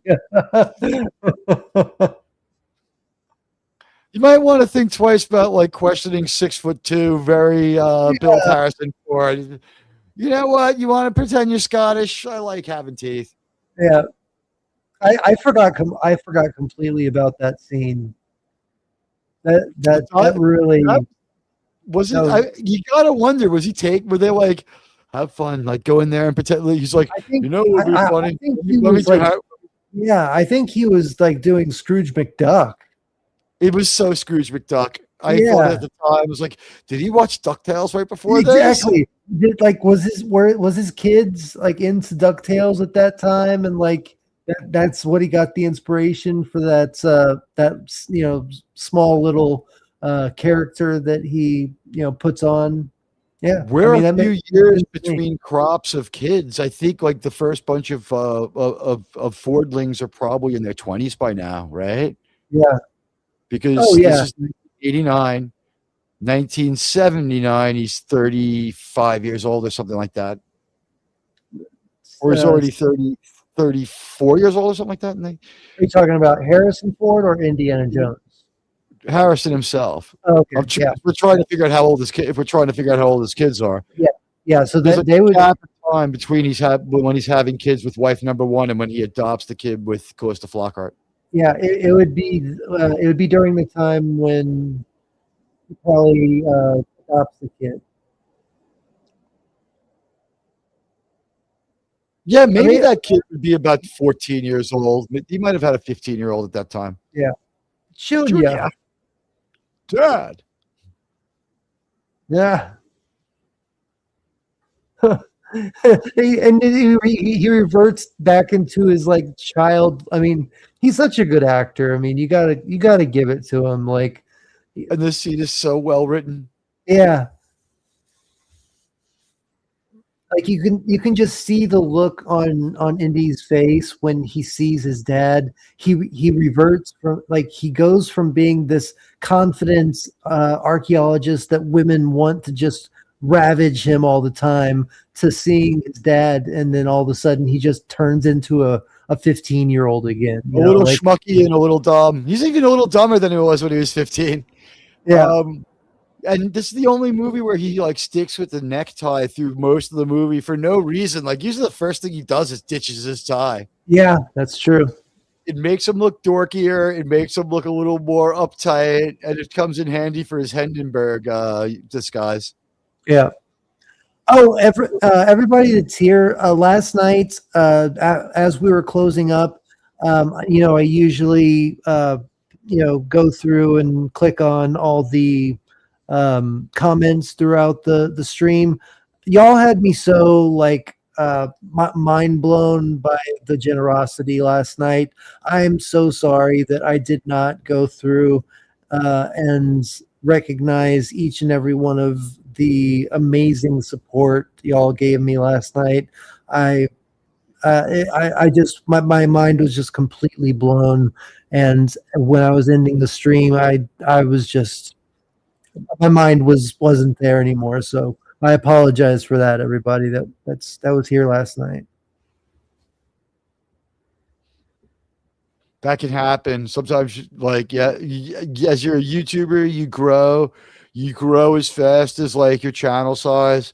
You're only as good of a host as the amount of people you like, the largest amount of people you've ever successfully hosted for, right? And then we as YouTubers, we have to grow too. It's like we didn't go to entertainer school, so we're learning this on the fly. But maybe that's part of why people like it. There's an authenticity to it. Yeah. Well, I mean, I've had people in the chat before, but last night everybody was just so generous, gifting memberships and super chats and stuff. I think that broke the record that for one stream, y'all really did. Y'all saved my ass for next month's bills and stuff. So y'all. Yeah, My community has saved my cell phone for being turned off a couple of times. Yeah. His Marx brothers. Now he's starting to sound a bit like Scrooge McDuck, though. Yeah. So fair Yeah. enough, right? So maybe yeah. it was he was just doing Sean Connery. That sounded bad, but you get what I mean. Right now he was just channeling his father's voice. How about Yeah. that one? Just shot up a room full of Yahtzees. Can't believe what you did. Shrubby called it out. What'd you call out, Shrubby? Sup, All Ravo? Is that what you're saying? All right. I will kill her. No, don't shoot. I'm sleeping with her tonight.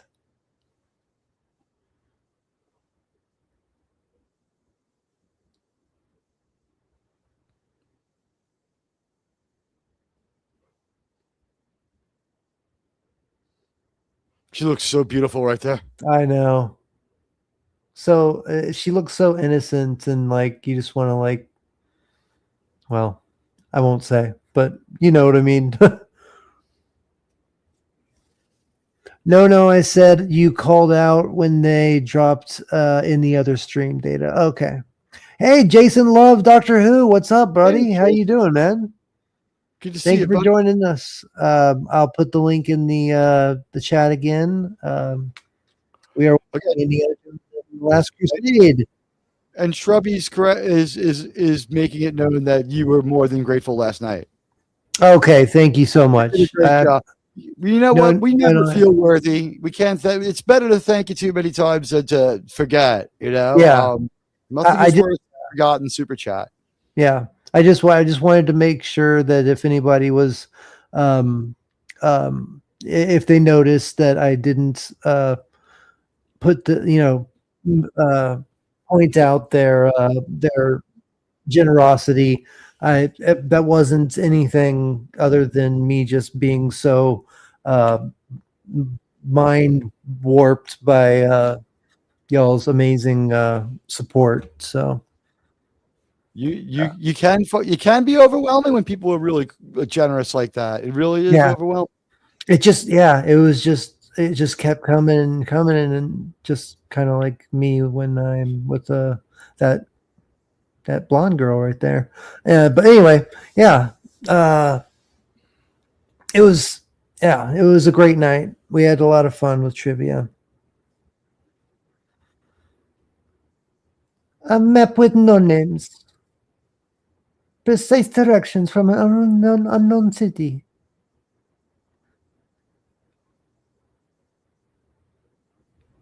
Not unless they sleep with him again. She's a match for him though. She's smart. Like, yeah, she knows it's going to Brody. And she's Irish with a really with a pronounced Irish accent when she speaks. So she's a good actress. Yeah, she nails the German voice or the Austrian. She voice. really does. Yeah, I didn't know she was Irish. I could have sworn she was straight. I mean, she was like German. Straight up German. Yeah. Well, I like the Austrian way better. Yeah. And then this is my favorite. Like Marcus Brody will have this taken care of. He's got the grail already. When we see him, know. Does anyone speak American? Like a total buffoon. I love the Brody scenes. He's always so confused and just bumping into things. And well, he was a leading man earlier in his career. So that's why in the first movie he's like a confidant and like a straight man, and like you could almost imagine in movie one that at some point in the past Marcus Brody had gone out and maybe done a couple of Indiana Jones type adventures. But by the time we run into him again here, it's just like he's older, and they're like, do you have comic skills? He's like, do I have comic skills? I love doing comedy. And just like, all right, we're gonna make Marcus Brody a little ridiculous in this movie. He's like, That's I a love good it. point. That's a Have fun good with it. point. Yeah, like in Yeah. his older age, maybe he's gotten a Different. little goofy, but maybe he's had his own adventures that we're not aware of. In that first movie where he's really serious and he talks to Indiana Jones when he's like got his hand on the Bible, he's like, it was made by forces that were not meant to be messed with by human beings. Yeah. Indiana Jones, it's not for men like you and I. It's like a knowing sage, like. And now this is just an idiot. He runs a school. He's like, yeah, yeah. I mean, how many years is this after Raiders? This is a while. This is 8 years. 8 years. Okay, yeah. Right. This Jason Love, Doctor Who. Ginger prefers Shrubby too. Oh, nice. Get yourself some of that.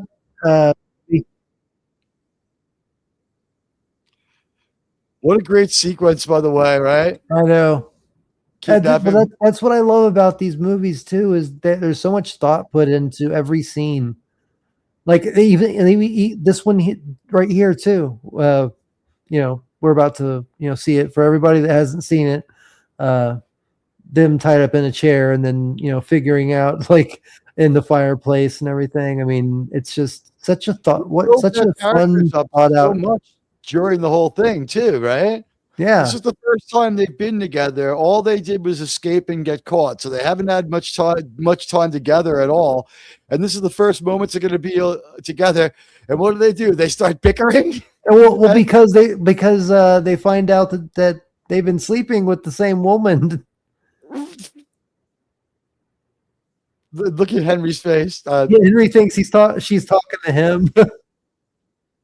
It was beautiful, and he's like, "I was certainly enjoyable." Yeah.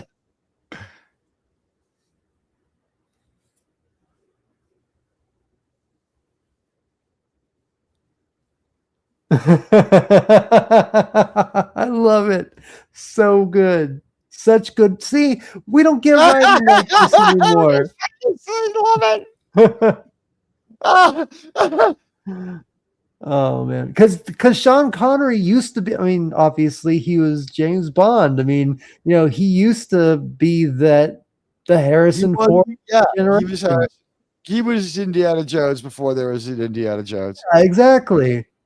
And so it's funny to do the flip and then have him reacting like I used to be that guy. Well, what I find funny about this is that like you kind of realize that, especially in the dinner jacket scene where he walks in dressed like James Bond, that the characters have a lot in common. They both have a boss that they frustrate to a degree, but will indulge them. They're both they have like very specialized high stakes adventures that only they can solve. That they're the only one for the job. No one else could have like fixed the circumstances of any of these movies but Indy.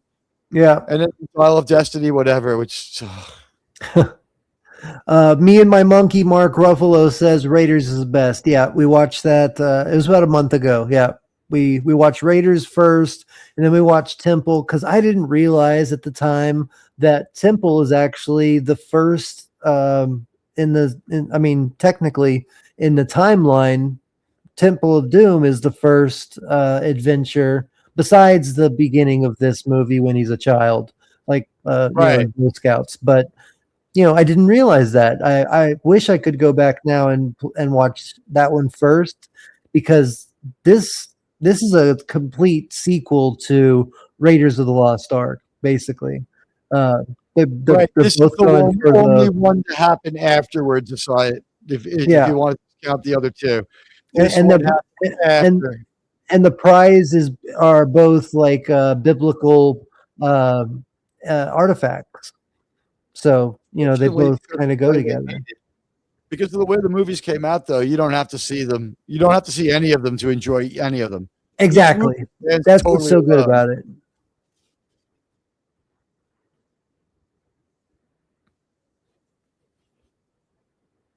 Germany just on declared the Jones Boys. So like General Veers is such a dick. He looks like a dick too. I mean, not like the literal dick, but like you Right, like no, he just has that face where he looks like he just has an attitude all the time. This is the second time giving Harrison Ford a hard time. He's the bad guy on Hoth as General Veers in Empire Strikes Back. And, he didn't, he has a track record of problems with James Bond, but is it the wrong Bond? Is it Sean Connery? Is he the bad guy? No, it's Roger Moore's Bond when he's the bad guy. He's the bad guy in, it's not Never Say Never. For Your Eyes Only. Yeah, is that Frau Farbissimo? Is that Frau Farbissimo from Austin Powers? Maybe. I always wondered if that was Frau Farbissimo. It might be. I don't know. Here's a good look at her. Yeah. The voice sounds the same, right? Yeah, it does.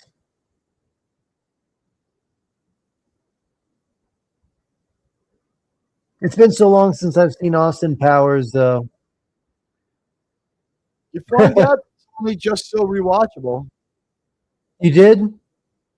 Austin Powers, comedies are kind of like that, unless it's Blazing Saddles or something. They're only just so rewatchable.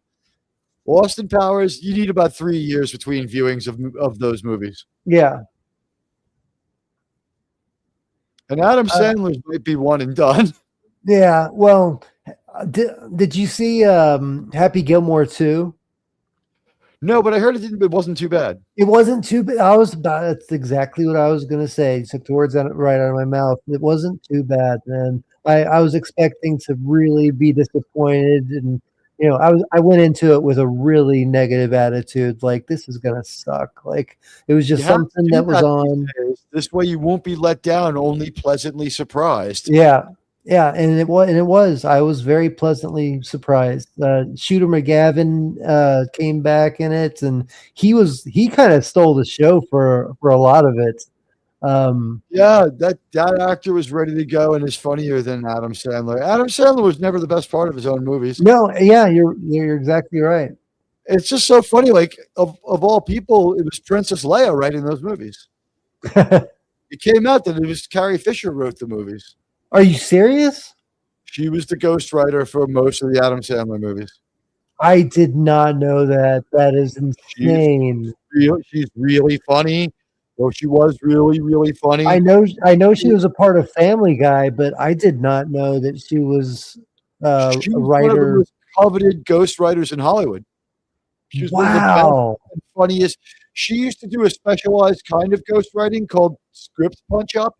If your movie was almost done, but the studio decided it didn't have a human enough element or there was something just not right with it, they'd send it by Carrie Fisher, and she would populate your script with jokes and maybe write 1 or 2 more scenes to give the characters human moments. She was great at stuff like that. My mind is blown, man. Like maybe that's why movies are so crap these days, because they don't have Carrie Fisher to they don't use people like specialized script enhancer.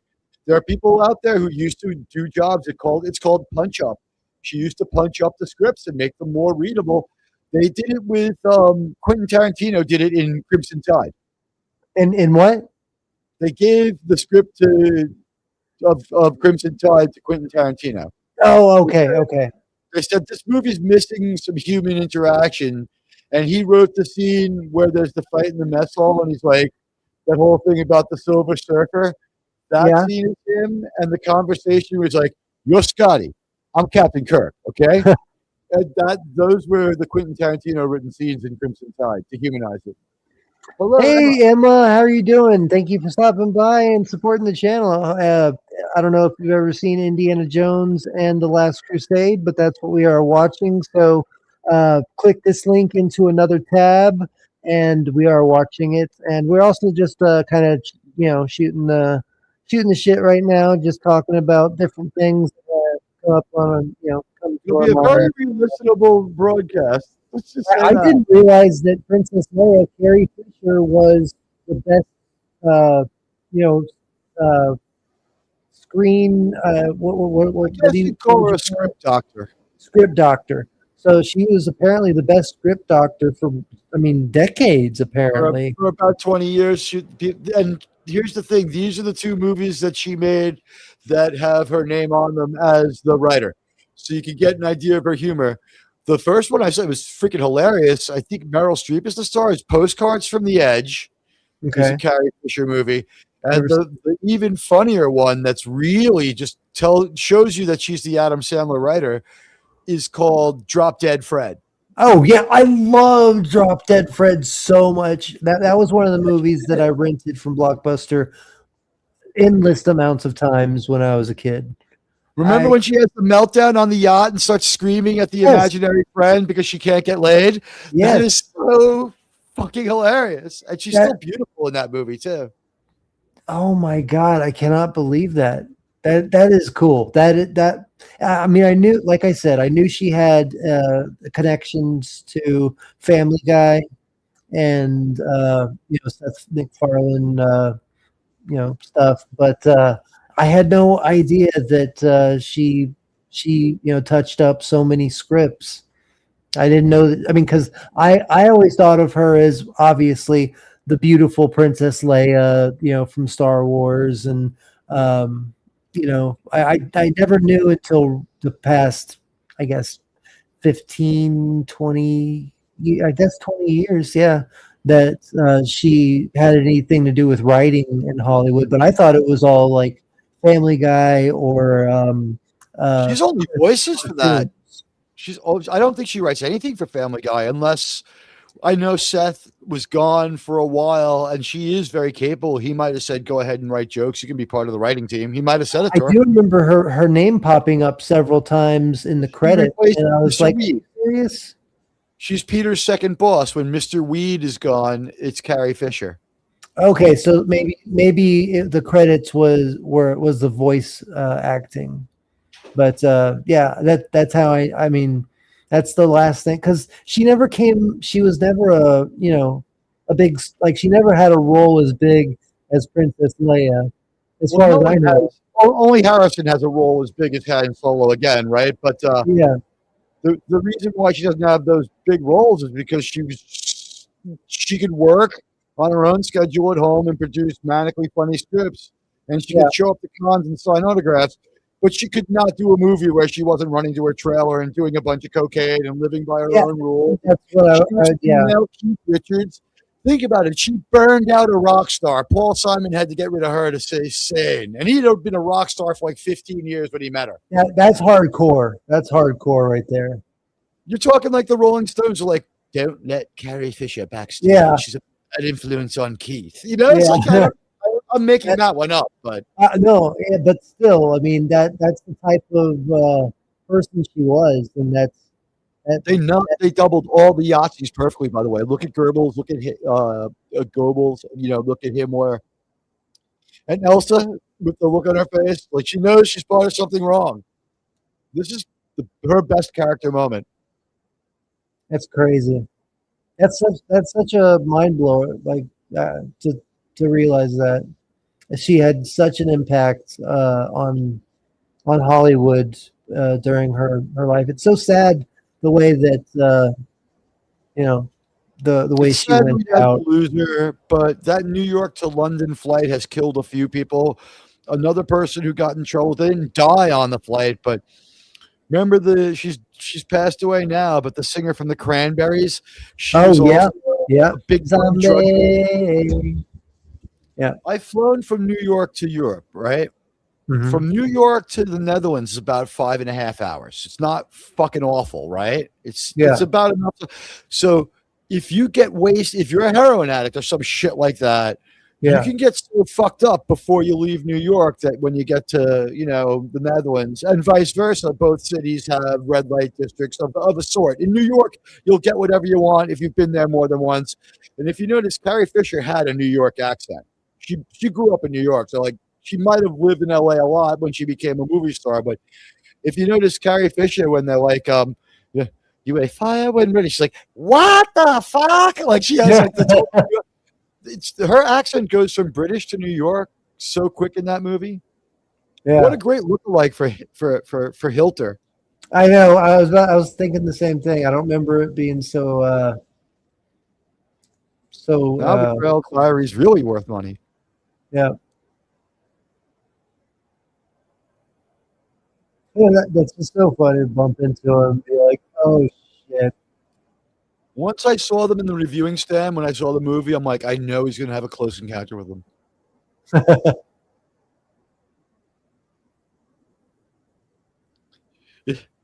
It's a good thing Steven didn't try to jam that scene into like Schindler's List, right? How could the same guy? Yeah, that probably wouldn't have gone over so well. How could it be the same guy who had the sense of humor to make this very funny and self-aware movie that also has made some of the forget Schindler's List? That's a good movie, but some movies that are just like, what are you thinking, Steven? Like his War of the Worlds doesn't work at all. No. His Amistad movie writes history too heavily to be a believable or good movie. His Lincoln movie is ridiculous. The beginning of it is so stupid. I've never seen it before. Hey, good night, Lieutenant Giratina. I hope you have a great night, man. It starts out with like a recently freed former plantation worker, right? Who's now in the Union Army, sort of sassing the president, being all overconfident around him. I was like, damn, he wasn't even president anymore when I ran into Bill Clinton, and I was like, but it's a sir, because even if you're not crazy about him, he had been like like whoa, like wow, yeah. Well, you know the YouTuber Razor Fist? Sure. He did this like this hour-long biography basically of Lincoln, basically talking about like we're being taught the wrong things about Lincoln, like what Lincoln gay. Well, not just that, but about like his politics, like about how he wasn't the hero that everybody believes him to be. He was actually against making He thought when the Civil War was over, we'd send all the freed slaves back to Liberia or Monrovia or whatever. It never dawned on him that they would just be walking around America after this was over. He's like, they belong back in Africa. Yeah, so it was something like that. Like, Razor Fist came through with so much evidence that I was like, wow, he's not giving us the right facts or whatever, or I'm just wrong. Why was this green screen right here? I guess they couldn't make a practical prop to fill up that much of the screen, I guess it was cheaper just to. The way I've heard it expressed and I feel that this is a very revisionist way of looking at it by historians, but the way I've heard it expressed is, and this is probably true if you think about it from our point of view, from a sheerly modern point of perspectives, the Civil War was like, which form of racism is less bad? We're gonna fight it out about like how to be racist. Yeah, brother against brother. Yeah. Well, I'm descended from two Civil War soldiers who fought for New York, so like I'm a. Oh yeah. What is it called? Son of the Army of the Grand Army of the Potomac. Yeah, I have heard that. I mean, I don't know if that's correct, but I have heard that. Well, there's the descendants of the Mayflower people are called Blue Bloods. People in the line of people who fought in Washington's army, their female progeny are called Daughters of the American Revolution. Mm-hmm. And if you're a descendant of a Union soldier, you're descendant of the Grand Army of the Republic or descendant of the Army of the Potomac. It depends on how they phrase it. Yeah, I think it's. I mean, I might be just conflating this with Star Wars, but Grand Army of the Republic sounds right. I think it's the proper title is Grand Army of the Republic. Yeah, but he fought and survived Gettysburg. Yeah, that's true. Yeah, and I'd point out that my grandfather was in World War II, and my dad fought all through the worst part of Vietnam, and none of them ever had to respawn. Oh wow! Yeah, so don't fuck with me. Yeah, that's fucking awesome. My grandfather fought in Korea. in the That Korean. was the tough and forgotten war. Yeah. I had a long talk with a Korean War veteran. It's all very interesting stuff. They got Agent Orange too. I know. Yeah, my grandfather was telling me about that before he passed away. But before he passed away, all of his children, even including my mom, they stopped going over there, and my uncle was even holding his kid hostage because he wanted his business. He wanted my grandfather's business. After my grandfather got back from Korea, he started a welding supply business, and so it got really, it was really it's still really respected, but it's all because of my grandfather. Everybody respected my grandfather, and he gave people jobs that wouldn't have had the opportunity to have jobs. They started it, but anyway, he has his own scholarship named after him. And so the last 2 years of his life, I had the pleasure of getting to know this. I mean, because he was a very stoic. He didn't talk very much, but the last 2 years, I went over there almost every day to make sure he had food. He was all right and everything. And those 2 years, I got to hear some amazing stories about his life, and I got to get to know him and bond with him in a way that I never imagined I would have gotten to. So it was a blessing, but I got to hear a lot of those stories. He mostly did radio repair.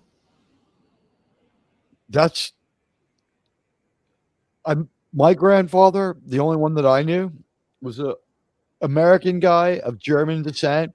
He had a super thick New York accent, and he worked for one of the breweries here in New York. He delivered beer from the time that they bought it there with horses till the point that he was driving around in a truck. Yep. That's my grandfather for you too. I mean, he had his truck.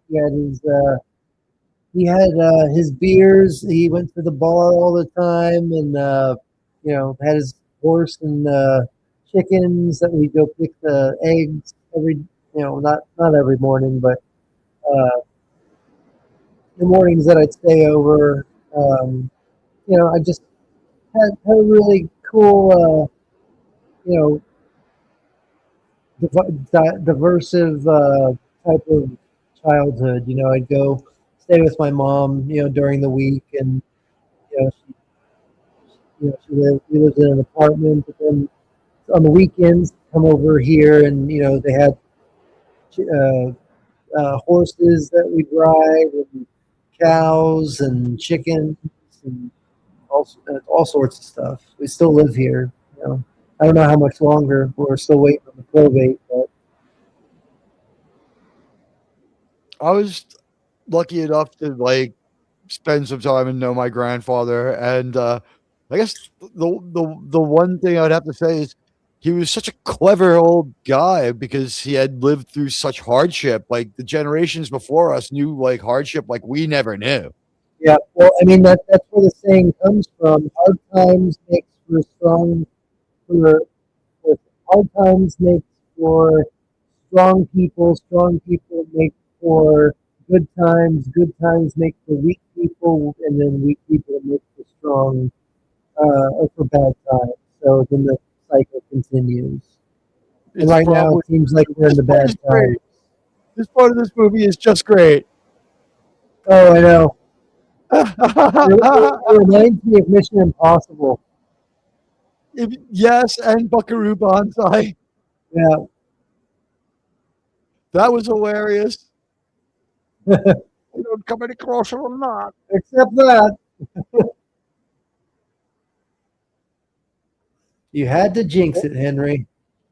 Here comes the John Williams music, though, again. It's always really amazing. This is that was the longest time in the movie that there was silence for. Think about it.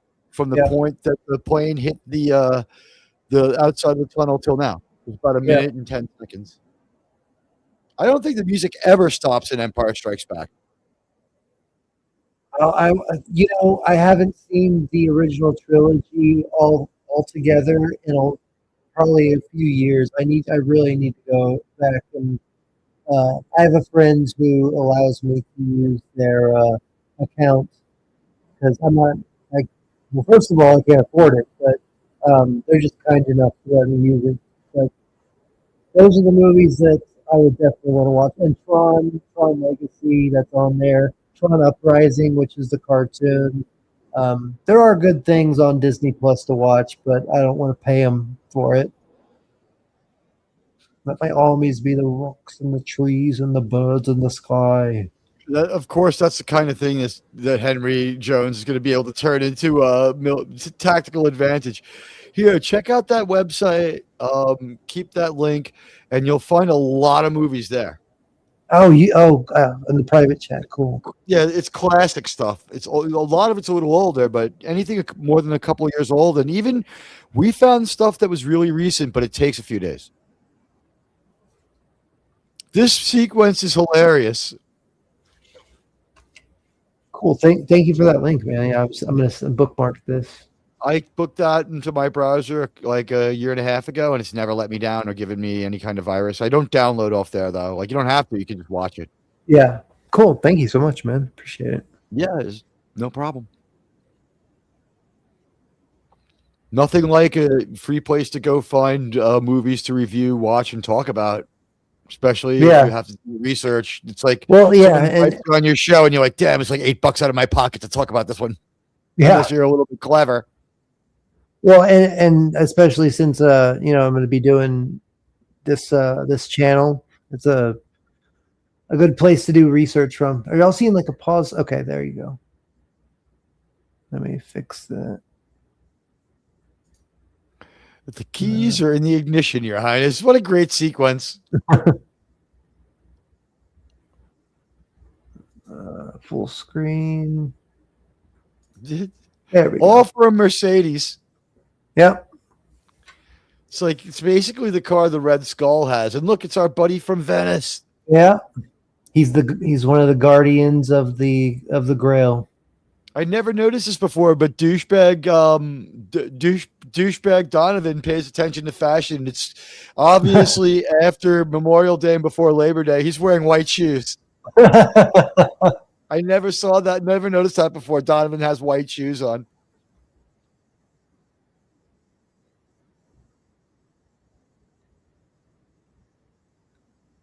Now they have the map. Junior. It's like, Dad, enough with the analogies. The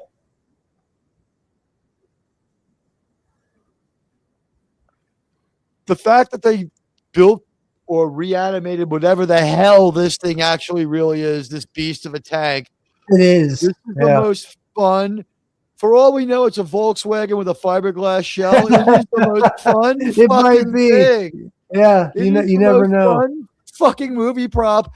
And we all love Indiana Jones. I don't think there's a better, more fun action sequence than the one we're about to get. I agree. The only one this is tied with Raiders. I don't know. I'm making this up as I go along. The scene that kicks off with that. Yeah, I agree. Yeah, Indy running and gunning versus the Yahtzees is always hilarious. It's always hilarious. I agree, and especially when they get in the tank thing, like you're talking about.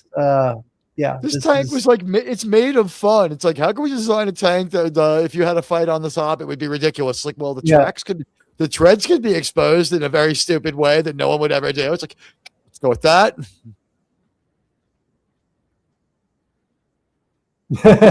We're well out of range.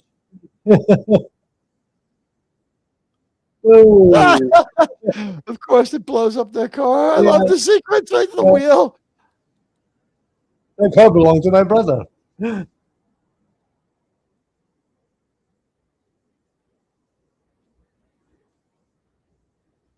I love how Elsa can sense it. She's like, I've had both of them. I can sense that presence. If she I were to guess- be pregnant, how would they figure out who was? It's like, is it my son or Yeah, my brother? I didn't never, I never ever even wanted to. He never looks thought just about like that. you, Indy. Well, that's no fucking help now, is it? Yeah, we're both Joneses. It's Jones. Once the gunfire opens up, it's Jones, all right. And it's not. It's just some other random force of chaos. Yeah,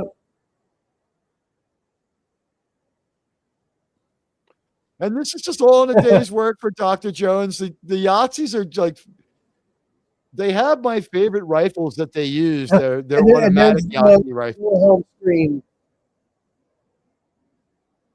Did you hear that? The Wilhelm scream? I didn't. Yeah. Yeah, I'll go back a little bit.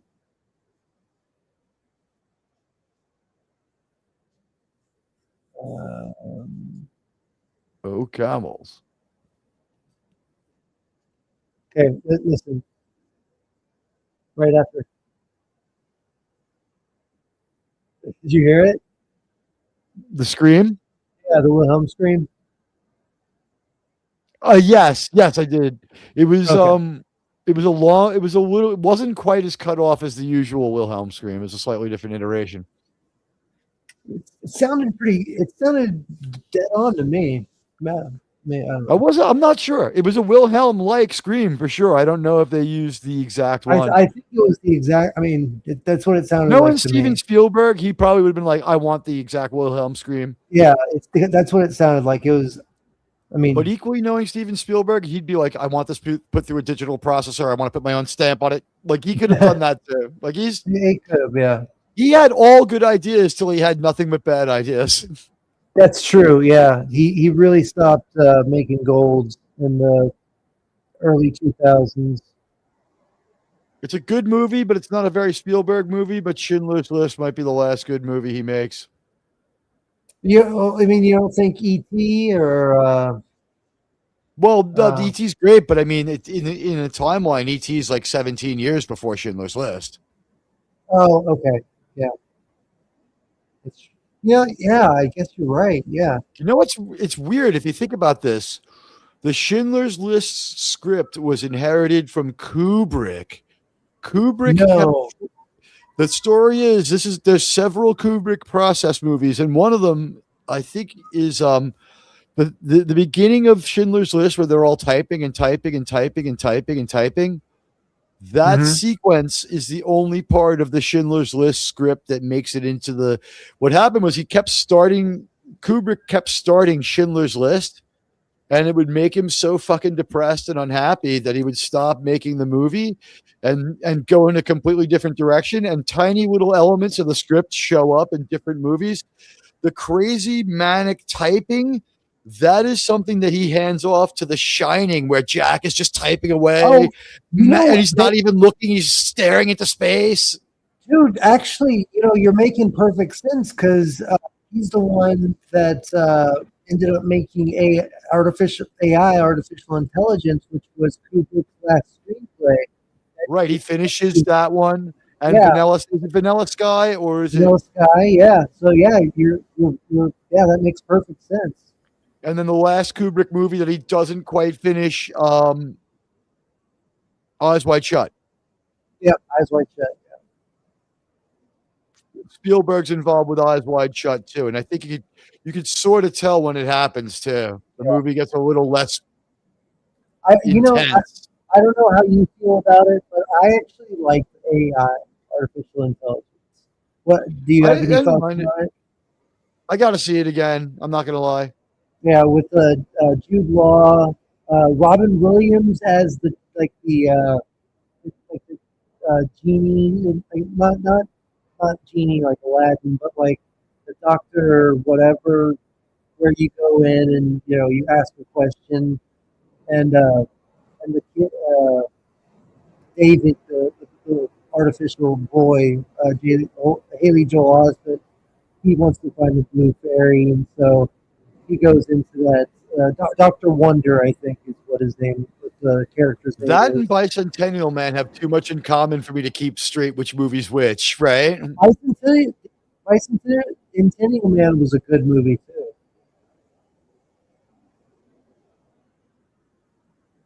I used to not like it. I used to just kind of pass it up, but a lot of people were telling me, no, it's actually really good. So I gave it a good watch with open mind. And it's pretty good, pretty damn good, pretty emotional. It stays true to the rule of mediocre movies from 20 years ago now seem absolutely brilliant because Yeah, so much people that's care true. about Yeah, the filmmaking. You had You- choices of movies that were 10 times better than that one going in to see it, and it's just here's the other prop mistake, by the way.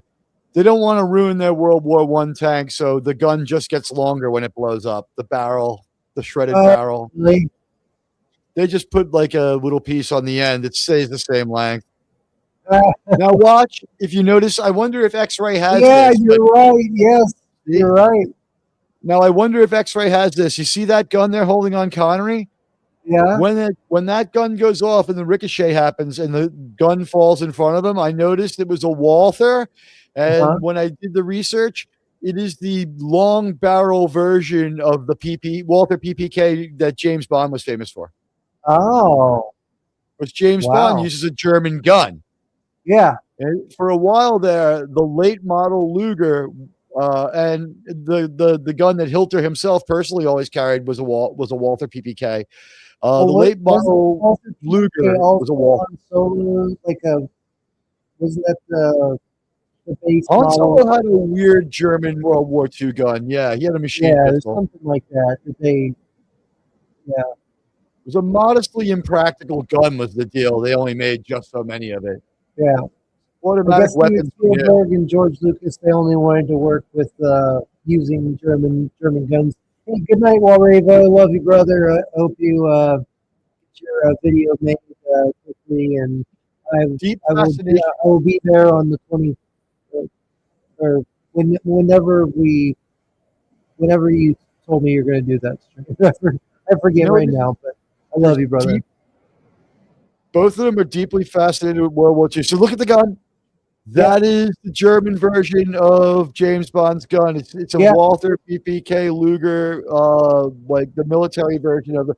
It's not the usual German sidearm. They gave them slightly different weapons. What a cool way to die, to kill Yeah. off a yacht.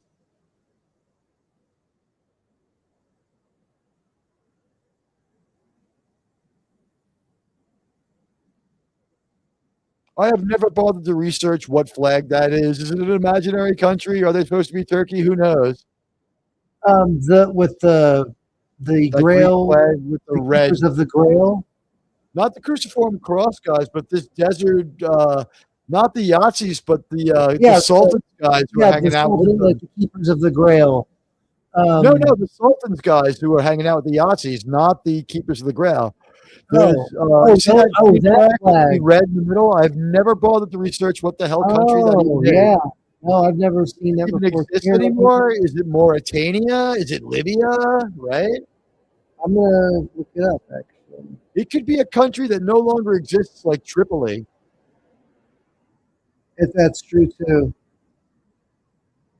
So then he gets his hands on his old James Bond gun, and things start going in his direction right away. What I find funny is that Demholm Elliott is not British.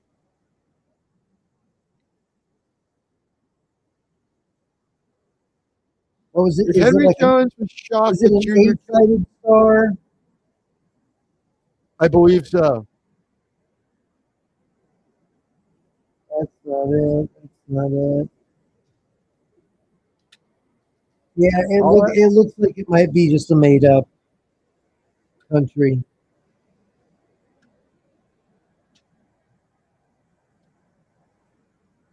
There's also a bunch of countries that go away after World War II in that area. Yeah, well, yeah, that's what I mean. Like it's either a made up country. Yeah, it is. Look how much longer it is now. But that's to keep Harrison Ford from being squished by the rock.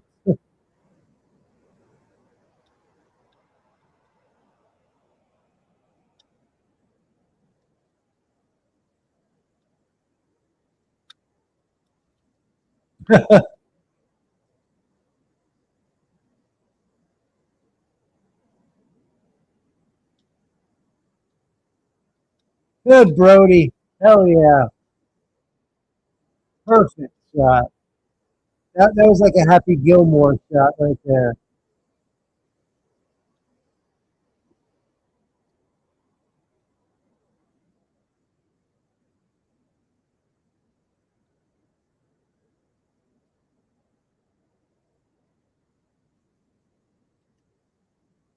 You call this archaeology?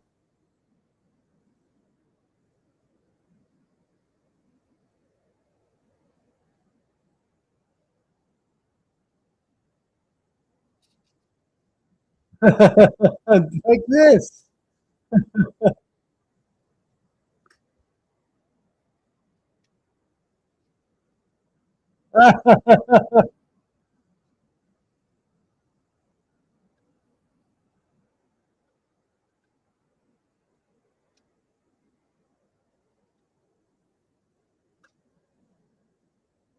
Oh, father of Indy. I just asked Grok the question and it hallucinated and answered a question about Temple of Doom. Let's try it again. It's like, nope, Chateau Lao does not exist. Oh, it froze for a second.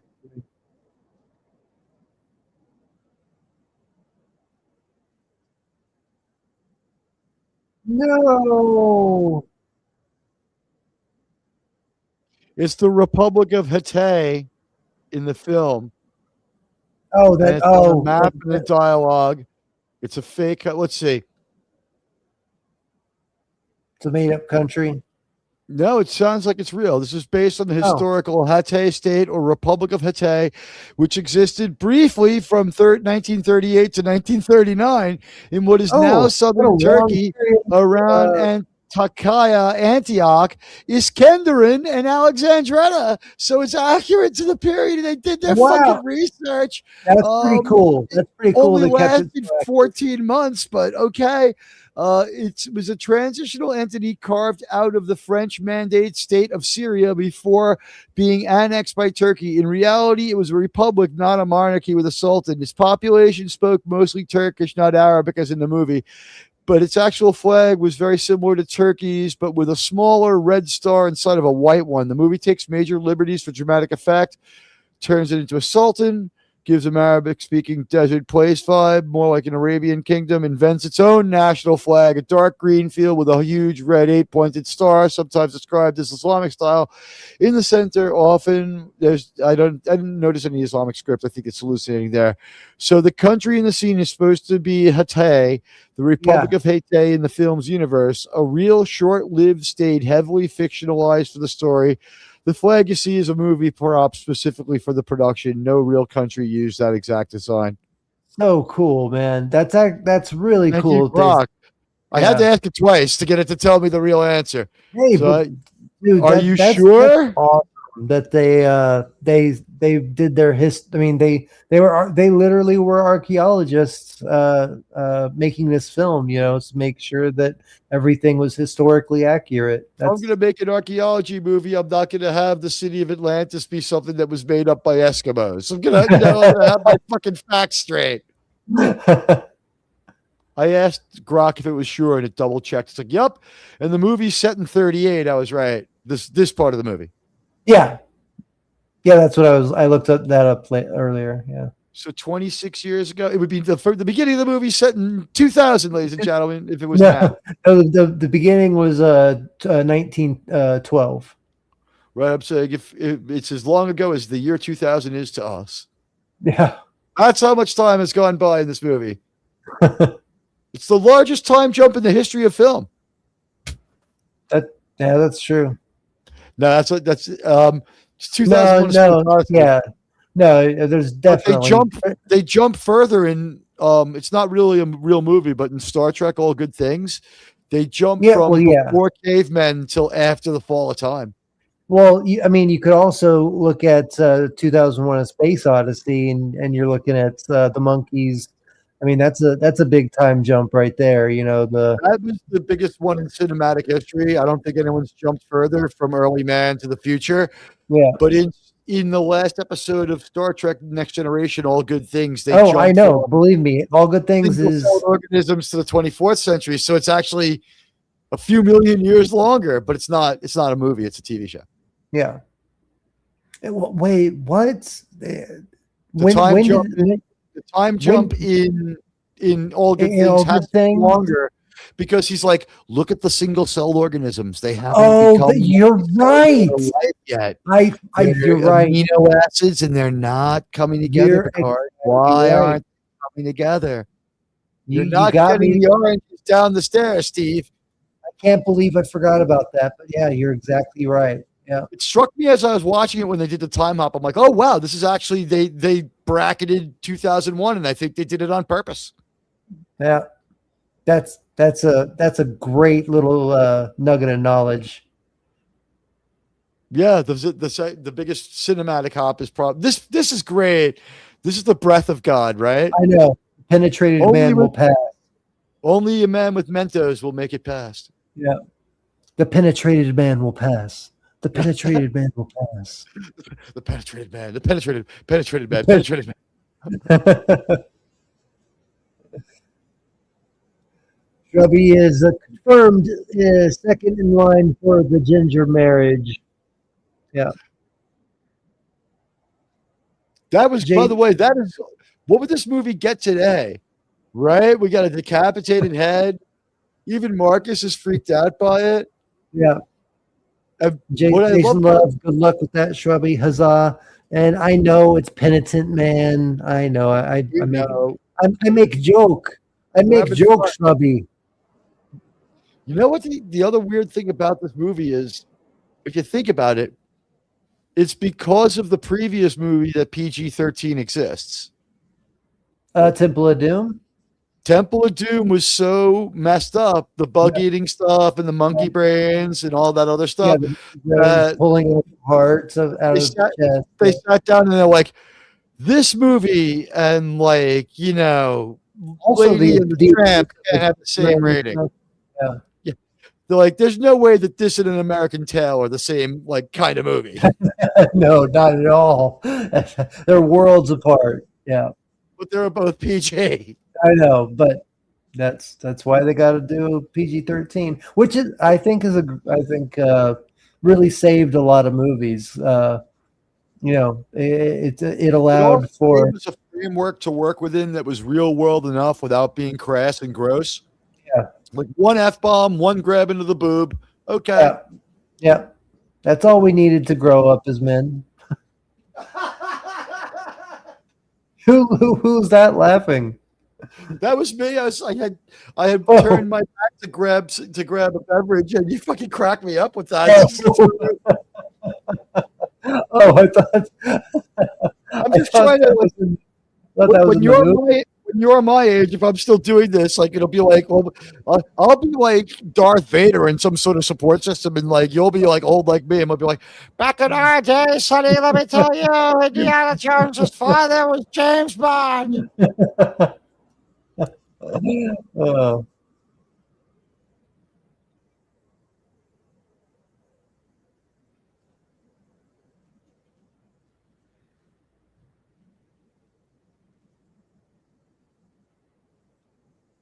I believe you belong in a museum. I believe I saved a lot of kids from a guy just like you in my last movie, you motherfucker. He's like, haven't I done this before? But now that he's supposed to be finally tough and comfortable and not uptight and not nerdy, that tie's long gone. Oh yeah, you're right, dude. I get. Well, he had to have lost it when he was hanging from that tank. I think the last moment we see it is when it's like, don't be ridiculous. We're well out of range. I think that's the last moment he has the time. That makes sense. Yeah, because they're getting mortared basically. Then he just gets dragged all over the place, loses his jacket, loses his hat, has to go find them after. Well, yeah, and then the tank drives off a cliff, and Henry thinks he's dead, and then he's just standing there watching over him like, what are we looking at? And they do the total Warner Brothers cartoon thing where he comes over and looks at him, doesn't register, and then it registers. Yeah, and then the fedora blows right in front of him, like, all right, it's time to put your hat back on, giddy up, get back on the horse. Had your moment with your dad. He hugged you. He didn't say a word, but he hugged you. He was glad you weren't dead. You know that now. Yeah. Here we go. Penetrated. The penetrated man kneels before God.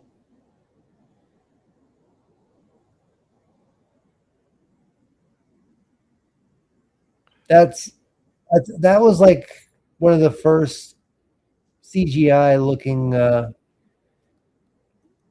don't know. That didn't look CGI yet. You know what it was? I think it was miniatures. I think they were smaller than what we saw because we don't see him in frame. Oh, that makes sense. Yeah, you're right. I never there thought was about something a little off about it, though. Yeah. You know what? This movie, as much as we love it, has very questionable stagecraft all through. It's like it's showing up here and there. It's bad stagecraft. They did a worse job than usual with the blue screen bias, right? It looked worse. In that Zeppelin part, yeah. Yeah, it was so hard to believe that we were so far into doing movies with blue screen and it was getting worse. It was like, how come Steven Spielberg can't do a special effects scene? Like, that shocked me. But that also explains why Michael Bay did a job at this action. Hey, what's up, Stark of Iron? Hey, Raiders. Yeah, we did Raiders a couple weeks ago, and then we did Temple of Doom, and now we're doing Last Crusade to finish up the. No, he's not talking about that. He's taunting me. The Raiders might be okay, Tony, but the Jets are the best football team in the NFL, and you know it. Don't come here talking about the Raiders.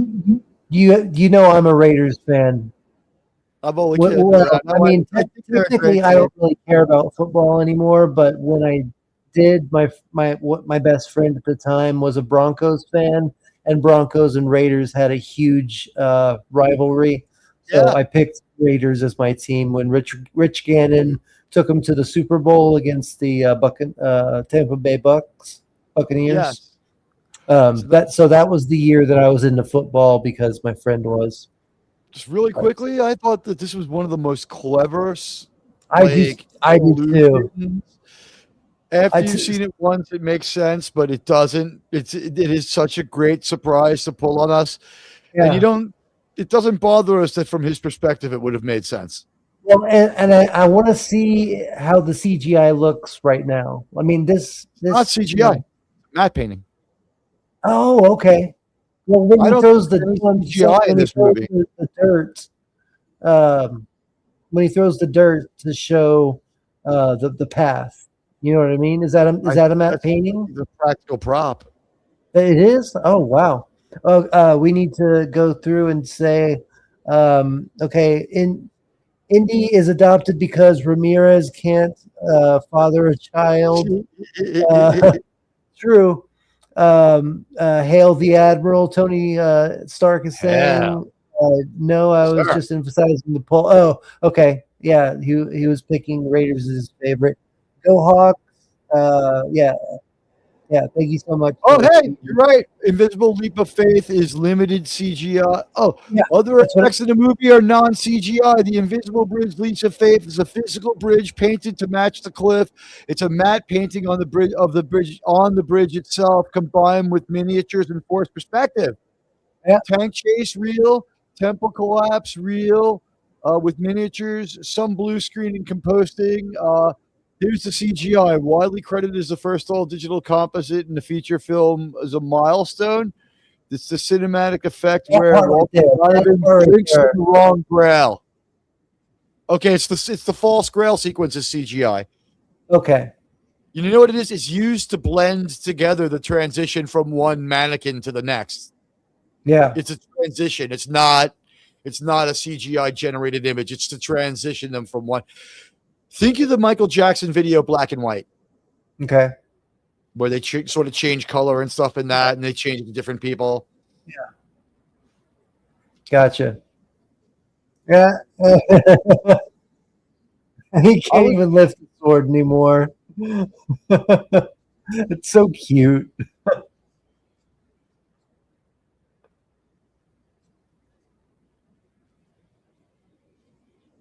I knew you'd come, but my strength had left me.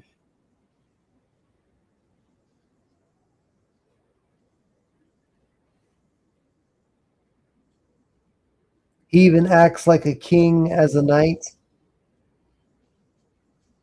Did he play a king in another movie? It might be. He probably did. Hit X-ray. Use the X-ray feature. We might need to rewind a moment, but we could check his IMDb real easy. Who is this motherfucker? Who is this motherfucker?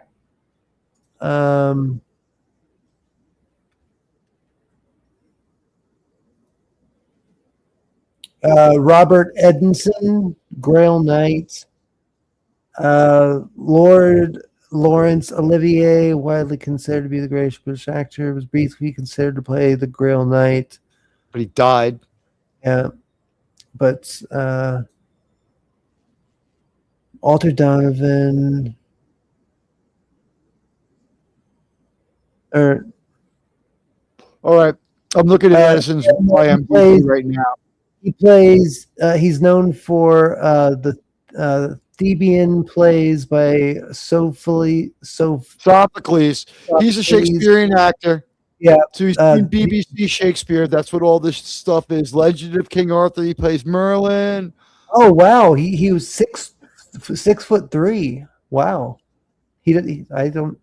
This guy is he is a really well used and very, very booked and working British actor. He could have been a Doctor Who villain, but he never was. He has a lot of serious roles, and he did a lot of TV Shakespeare, which means he probably was a stage actor. Yeah, and he was probably pals with Olivier because he has an Olivier vibe. And I'm sure Mr. Edison, sir, you were friends with Sir Lawrence. Would you like to just do this role that we had written first? It would be my pleasure. Do you pay? Because it says he's best. This is his best known role, by the way. Well, I was about to say this scene, the scene when Indy finishes, drinking from the cup, and then you've chosen poorly, and then you've chosen wisely. That's one of the most iconic. I mean, it's such a short little role, and such a short amount of time that he has lines in this movie. But it's one of the most iconic scenes in all of cinematic history that I can think of. I watched the scene every birthday since I'm 40. You watch what until you're 40? I watched the rapid aging scene every birthday since I'm 40. Oh, are you serious? That's me. That's me. That's gonna be me. This is like Poltergeist. I'm at about this point now. Yeah. No, you're not. Okay, so yeah, you can see how to go from one puppet to the other, I can see, that. Yeah. I wondered if we would see that our penitent man wheels would be CGI because they did look like crap, but they were miniatures. And that's a good little touch with his little Yahtzee party pin. Yeah, exactly. Don't be stupid. Be a schmarty. Go and join the Yahtzee party.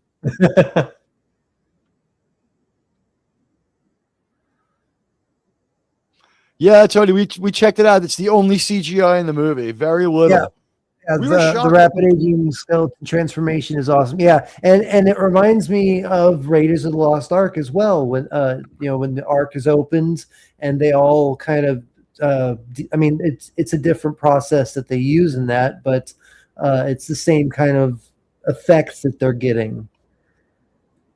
I wish they could have had a sequence where, right before. If I could write one more sequence at the Raiders, right before they open the Ark, we see one Yahtzee, one of the worst ones. He's they're you're not gonna want to miss this. He's hold on a second, and he turns his head, and his glasses fall off, and he goes to pick them up, and then all that stuff happens, and he puts them back on. What the fuck happened? I remember as a kid watching Batman. I don't know if it was the original Batman or Batman Returns. It was one of them. but I remember they had like a Coca-Cola commercial, and they had that scene. You like if they choose to drink Coke, and then they show this. You have chosen wisely. I mean that scene is so iconic in so many different ways. In Raiders, it was Mac Black melting footage on fast forward. Yeah, that's what I was saying. They use different techniques, but it was they got the same effect in different ways. Hail Admiral Teague, I recognize the tool you have. My buddy has a similar looking one. What tool? Okay. It's legal. So this Oh, is oh. a dry herb vaporizer. And if you don't want to actually mess your body and yourself up by smoking marijuana, I highly recommend these. They pay for themselves in about 3 months because you use less pot. It increases the potency. There's no combustion. The oil turns into steam. Yes, It's made in Germany for cancer patients. It has I quit smoking cigarettes doing that with oils on my vaporizer. This is actually the actual flour goes in there. Looks cool. An oven with convection, and then the oil boils into steam, and there's no combustion at all. Yeah, that's cool, man. It looks really like TOS. It looks like very the original series Star Trek type of I guess it's equipment. retro-futuristic looking. It's what it actually is the aluminum cooling whip is like twisted around so that it has as much radiates as much heat off the steam. So when you inhale it, it doesn't do any damage to your teeth or gums either. It looks like it could be like a miniature dilithium like crystal powered. Yeah, exactly. Switching it over here, Jim. Yeah.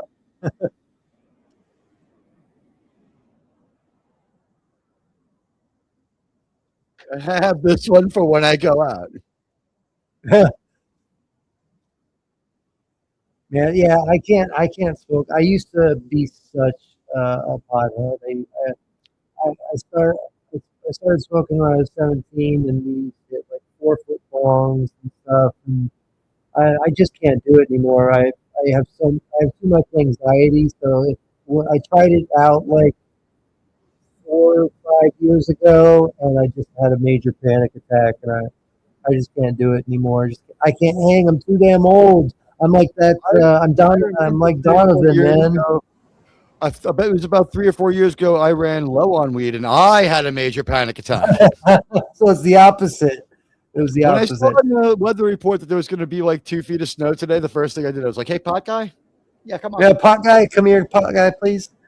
Jason Love, Doctor Who, The Leftover is still smokable as well. Yeah, the Reclaim is called Reclaim, and it's called AVB, the already vaped bud.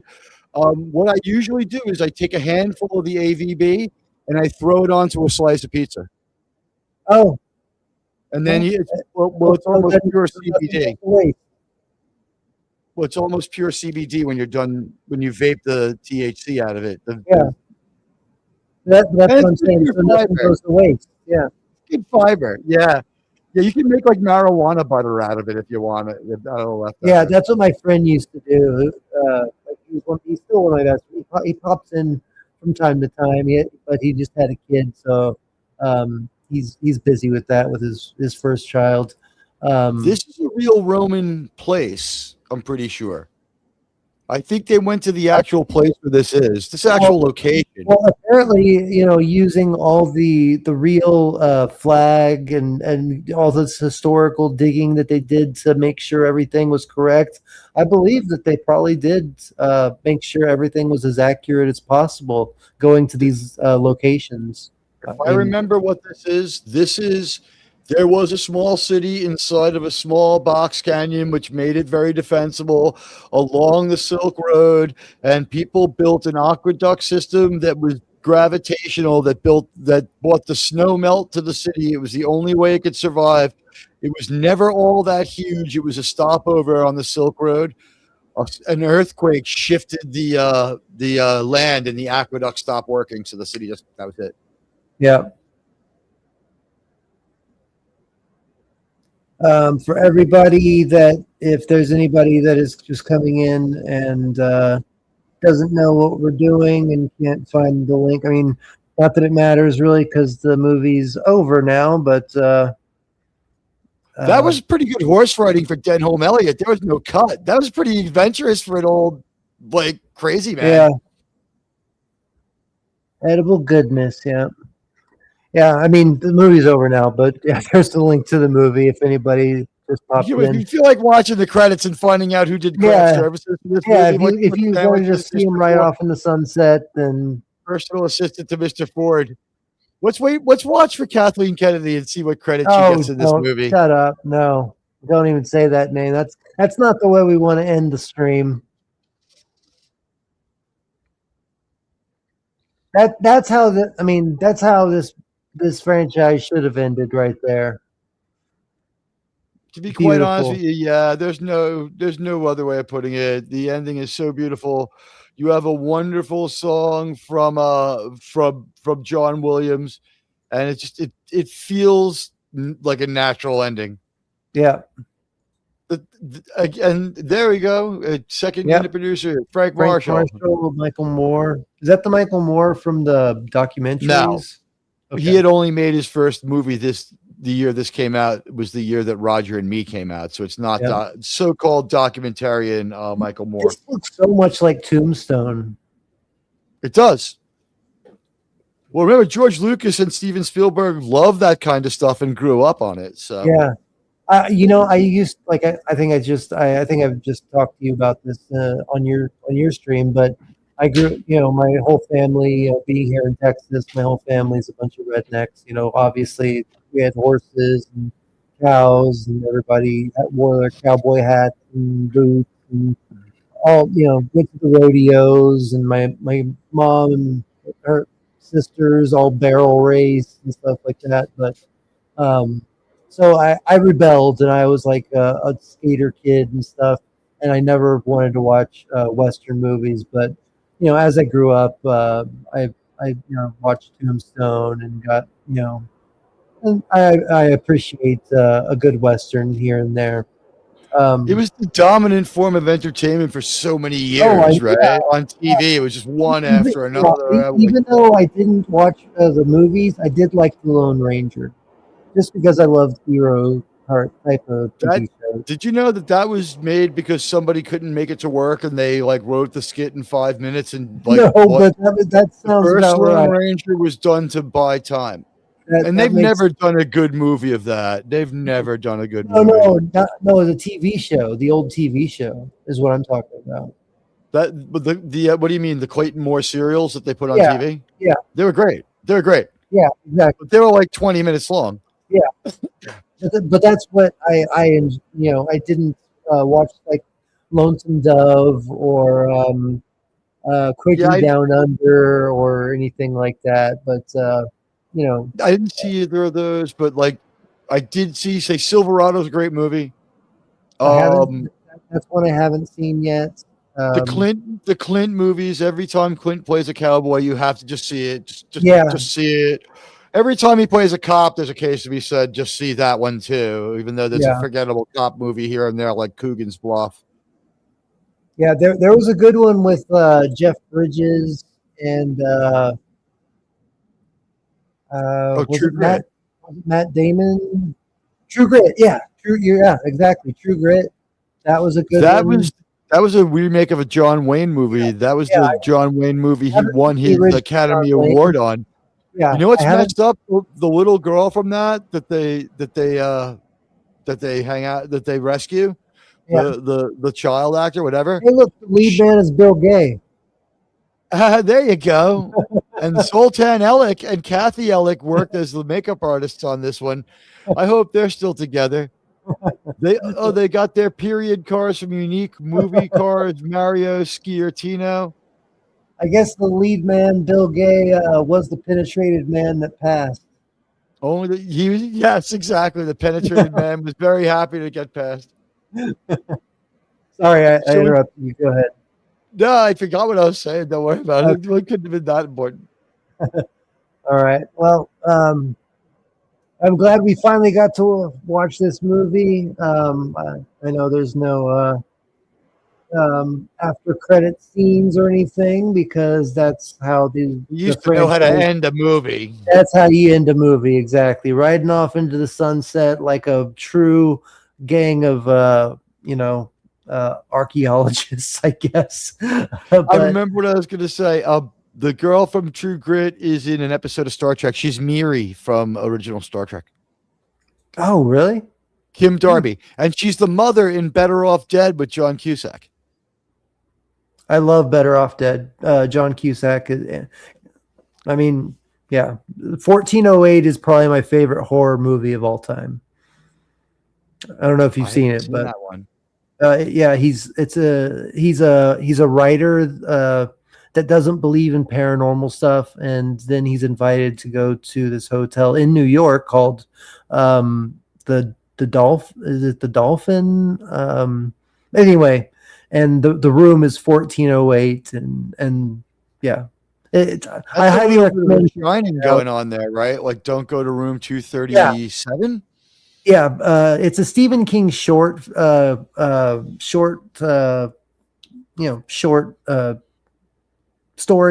Right. He loves to crank out those novellas when he's in the mood for it. Yeah, but they turned it into this film, and Samuel L. Jackson is in it as the manager of the hotel, and it's a very fancy hotel, like a very uppity hotel, and it really just there's the wife that plays a small part in it. I forgot the actor. I forget the actress's name, but really it's John Cusack just in a room for like an hour and 15 minutes, and he just has, it's just him freaking out, like him trying to convince himself this isn't real. Like, well, I don't want to spoil it for you if you end up watching it, but I highly recommend everybody going and watching it. I'll probably watch it on here one of these days, but yeah, I wanted to thank you, dude. It's been almost 3 hours that we've been talking. It's been a fun chat. Yeah, dude. I mean, I don't think there was like a lull in there where we were just we fulfilled Nerdrotic's mandate. Talk through the entire movie. Don't stop. People saw the movie. People have seen the movie. I think this is the first time that we've ever done that on this show. We usually sit here and we sit here and either enjoy the movie or make fun of it, but we just had a 3-hour conversation basically. So yeah, I love that one up for short. Always welcome to come on and have long conversations, because it seems like we get along and what's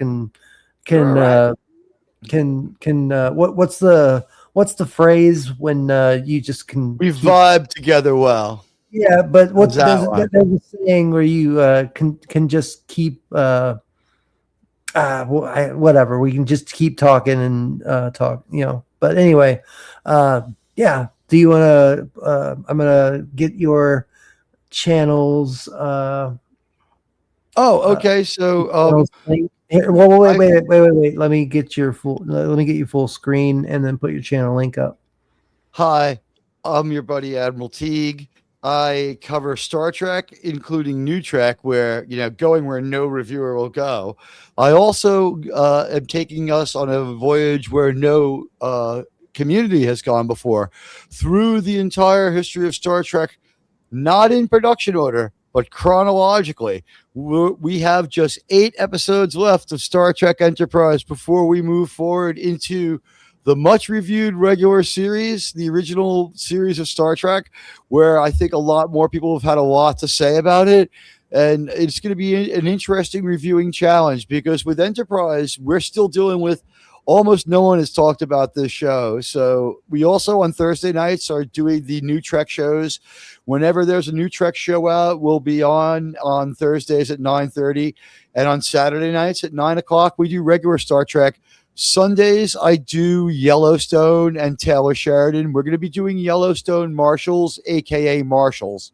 starting in 2 weeks. Next week, we're going to watch the last 3 episodes of Yellowstone on Germ's channel to get ready for it. Awesome. I can't seem to find. Is it Admiral Teague? Right? It's just Admiral Teague. At Admiral Teague, yeah. Put it in the private chat, and I'll put it. I believe I could find my channel somewhere. Let me see if I could scare up that handle.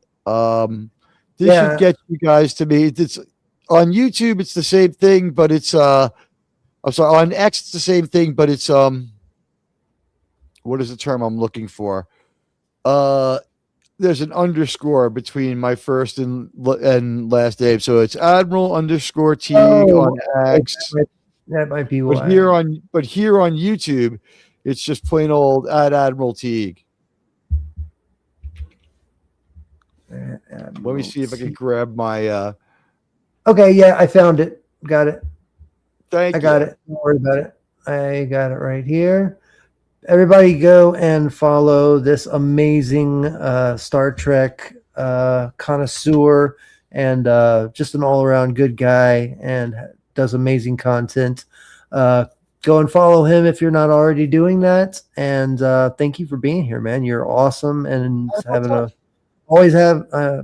been having a blast having conversations with you, and I appreciate you being here, man. Thank you.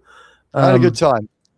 I did too, man. I really did. Yeah, like I said, burn the midnight oil. That was the phrase that I was thinking of. And it's actually one that Data brings up. Oh my God, it is midnight on the East Coast. I couldn't believe that. It's 11:30 right here. Yeah. I have a funny feeling I'll be sleeping in tomorrow, considering there's more than 2 inches of snow caked to the side of the tree outside. It's blowing sideways so aggressively and snowing so hard. Yeah, I'm sure that Mayor Zoran will get the snow taken care of. No problem this time. Yeah, that's a pretty good prediction. I believe that will probably be the case as well. As for me, you know what I do. I'm going to try and stream as much as I can. I'm going to be doing something called the Morning Dig. And I don't know if it's the Morning Dig or if it's going to be like Theta's Thursday Dig or something, because my new channel is called Nerd Archaeology. Hint, hint, obviously, we just watched Indiana Jones. But my new channel is Nerd Archaeology. I'm going to be putting the link to that channel in the chat as well. And I think it's a great name. Think about it. If you are a nerd, you have to be like a historian or an archaeologist, because like the last batch of good movies like snaps off cleanly around 2012, and it's all been garbage for the last and that's why years. I focus when in my description. My description is explore hidden lore and philosophy and connective tissue of classic retro films, TV shows, animation, comics, and literature. Nerd Archaeology breaks down ambiguous endings, unresolved plot threads, and bold cross-franchise theories using on-screen evidence, science, and storytelling craft, with cinematic magic along the way. Subscribe if you want to think deeper, rediscover what gave stories soul, and learn how great storytelling is actually built. Because my whole channel is based on nowadays we don't get the writing that we did back then. I mean, the movies that we get these days aren't even a fraction as good as the ones that we used to get. I mean, there are exceptions to the rule, but for the most part, it's so rare. Exactly. So what was this year's movie that you had to see in 2025 of the last year? It starts out with Snow White and just keeps getting worse. I saw every movie that you were supposed to absolutely see. That was a must see. So Snow White, because it was such a train wreck. All right, throw that out. The next movie I see is Captain Sam Falcon Man. That thing was just a mess. throw that out, like file it under Dial of Destiny. That's how little sense it made. Yeah, Then the I next movie, honestly, I didn't see any movie last year that I was really hyped about. It was just I was another. hyped for Superman, and he sucked. I wasn't like I did that video on all the Easter eggs in the first trailer that came out for Superman, and that alone really bugged me because I hated the comparison of Christopher Reeve's Superman. Sacrosanct. Well, specifically the comparison between the Lois Lane and Superman interviews that Lois Lane gives in the Richard Donner movie, as opposed to this like new movie. Emotional reaction. Yeah, he's just a crybaby. I mean, it's completely different. In the other one, in the Richard Donner, I wasn't expecting it to be good. It was just I love Superman. I wanted a good Superman. Well, I mean, maybe he'll fuck up and it'll be good. Yeah, I mean the one thing that I always say is that at least they made the Fortress of Solitude look awesome. They really put they put love and the care and the lore and another thing with this new channel that I'm going to that I'm starting. I already started with the Masters of the Universe video. Is the whole point of rebooting movies and remakes and stuff like that. It erases consequences from previous movies. Like if you're gonna do something with the franchise, make it a completely different franchise. Don't just try to put your stamp on something that people love so dearly. I mean, like I go into talking about Total Recall and stewardship, right? What's that? Right? Whatever happened to the idea is like, it's not mine. I'm a steward of like the James Bond legend, and someday other writers will come. Whatever happened to that? It's like, no, I'm gonna put my own effing stamp on it. Every single, what next? We're gonna have to watch James Bond like fillet some guy. Like, exactly. It's all propagandized, and nothing, and no consequences are ever followed over to the new movie because it has to be like you said. They have to put their own stamp on it and make it their own. They don't care about the lore. They don't care about the fans. They don't care about the franchise. They just care about. Bad example only because no one's ever stuck the landing on the book. But I would say, but if you're going to make a Total Recall movie, it should either be the book or it should be a remake of the first movie that people can recognize. I do understand what you're saying, but in my mind, I love I think that Total Recall with Arnold was a cult class. I mean, obviously, people nothing at all to do with the book. The book, no, it doesn't. But yeah, you're right. Be a movie that you might you're right on that one. But Blade Runner 2, right? Like, but we just piss all over the book. Well, Blade Runner 2 isn't a rewrite. It's actually a sequel. No, that's. But the thing is, that might be your best Philip K. Dick story simply because it's based on a story that was derived from Philip K. Dick and then written in the style of Philip K. Dick, but there was no book to ruin.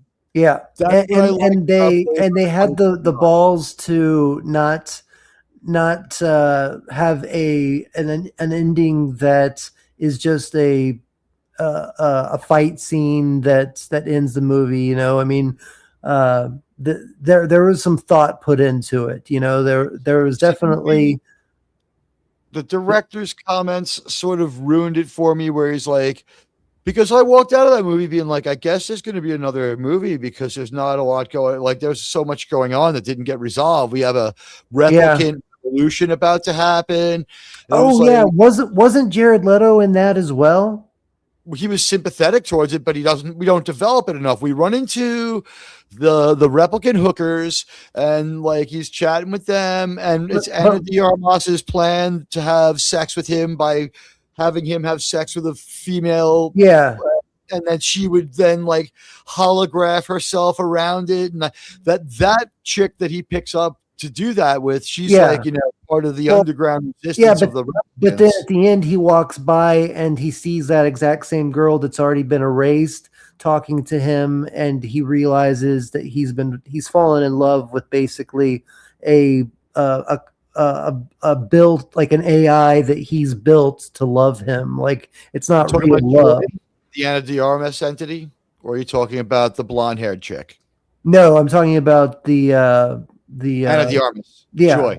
Yeah, exactly. Joy. Yeah. Well, I think the deal is like Joy is just like when you build your character in a video game. It's like you buy the USB stick that creates Joy, and then you keep adding on to it. Like, one of the things Joy wants is she wants to be more human, so she keeps making suggestions. They just invented like a new like glove that you can put on so you can feel me hold your hand or whatever. The progression of, so he's always under pressure to make more money, to buy more gear, to make Joy more human so that she could be. And he's a replicant, that's never going to be achieved. Like, it's always going to be what he's programmed her to become, and that's the thing, is that humanity has this, there's this thing with humanity where you have to grow yourself. You can't build your perfect woman or your perfect anything, because that's the thing, is there's no such thing as perfection. That's what I love about Tron Legacy, is that it has that theme at the end talking about that he strived for perfection of the grid, but then he realized, as he saw the ISOs come from the sea of simulation, that even though they're miracles, that doesn't mean that they're perfect. That perfection isn't, it's there in front of us, but it's not attainable to be there at all times. You know what I mean? So I love that kind of philosophical dichotomy that they did in that. That movie had some thought put into it. They might have missed the mark here and there. The movie underperformed, but it did. That movie, like, it does, like, a lot of what happens in the movie stands up to the kind of analysis that Tron invites. It's like, don't overthink the hell out of this, but it shouldn't be objectively dumb. Yeah. And I would have loved to see the third movie that they were going to make. Right. Because they had both. Yeah. Not Tron Arse. Yeah. They were going to make Tron Legacy and Tron 3 the same way that the Wachowskis made Reloaded and Revelations. They filmed them they were going to film them right after each other. But then they bought Star Wars, and then they threw that script in the trash and shelved it. So they had a good idea, but then you have to remember that the Matrix idea was a graphic novel. Yeah. So they and the Animatrix shorts that they made were amazing too. And then they go and make that bad Amazon movie that was just to try to turn everything back over on its head and change too much, and just it was too long after the original. And I would say the Matrix, when we first walked out of that movie, me and my friends. Are you talking about the one with Dookie Howser? The fourth one? When we walked out of the first one, people were like, literally, my two friends were like, this is as important and as big of a sci-fi movie and big of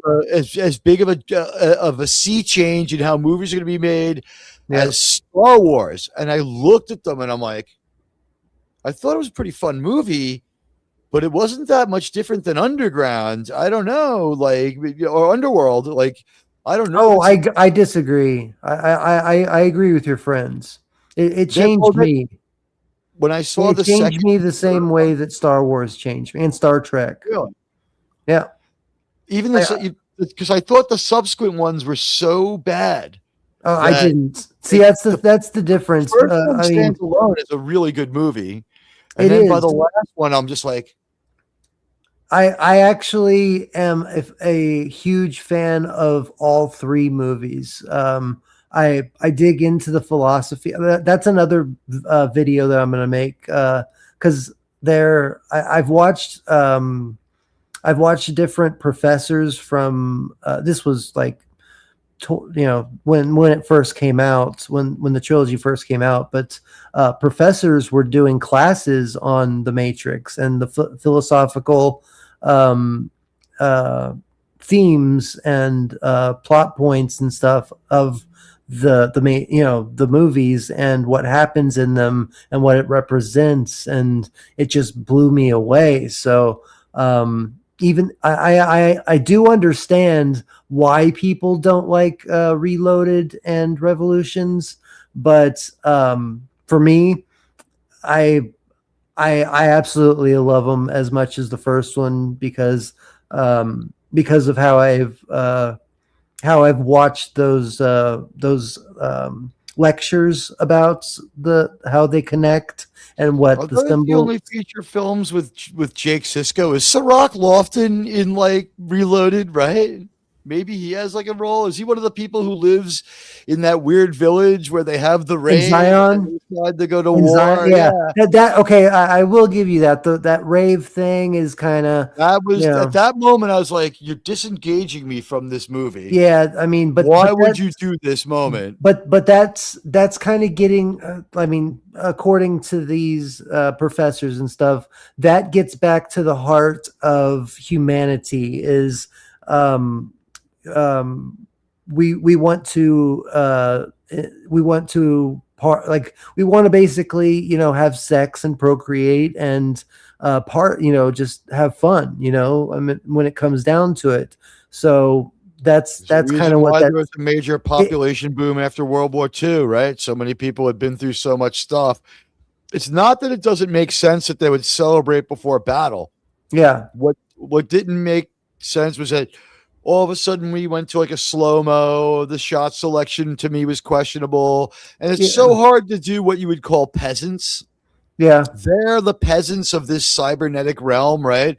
So when we see them, every one of them kind of has the same look, but they're supposed to be different individuals who are part of the society. And they all look the same. Yeah, and it sort of doesn't work. I can see that. A little monotonous, and you're like, if they had worked a little harder on this one, it could be like, because I was equally impressed walking out of the first movie. As far as I thought it was a great 2 hours at the theater. I thought that it was really amazing. But like when they were talking about how it was going to be a sea change thing like Star Wars, my thought was, while this was a really good movie with a really great idea, I didn't know about the graphic novel, and I don't know if they exceed their source material in those three movies. I just don't know if they overran the source material. I never read the graphic novel. Just to be frank, but I didn't either. But it's the only reason I know that the character Switch that Joe Pantoliano kills to keep the secret is trans. But that's from the comic book, I guess. I maybe that might be from a newer comic then.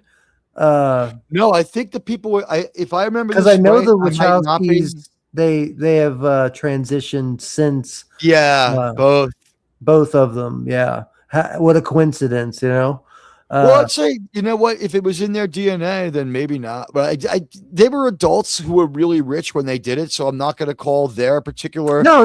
I mean, they can do whatever they want, but still, I mean, please don't come to it. Don't do me any favors. I don't need the surgery. You know what I mean? Yeah, like, I'm perfectly happy. I might not be the best looking guy anymore, but I'm pretty happy this way. But that's exactly why the fourth movie was written the way that it was. Instead of being that was them. Yeah. Purely them. Oh yeah, they were making fun of Warner Brothers and everything, but they also added in the whole thing of, well, it takes a woman also to be the anomaly, like it wasn't just Neo, when we've learned this entire time that there is one spatial anomaly in the Matrix, and it was Neo, in this version. Might be Neo in every version, but Trinity, and she died, in a cool emotional death. Yeah. Well, Like, and so the third did one was Neo. better than the second one, by the way. The third Matrix movie I thought was like, I was like, this one's about as almost as good as the first one. It's the second one I feel. Yeah, I mean, well, actually, people have a problem with both of them, but I do. Slightly better I because you get the payoff, and I because you do. can skip I two love and the I love the three. playground fight scene. I think the Merovingian coming in and playing like with not Penelope, but it's a Greek.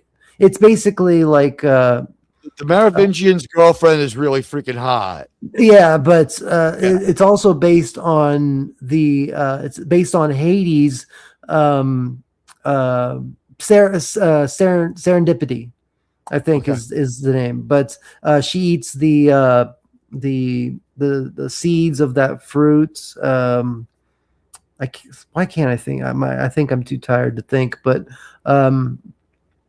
the pomegranate seeds in Roman and Greek mythology. She eats the seeds, and after she eats the sixth or seventh one, she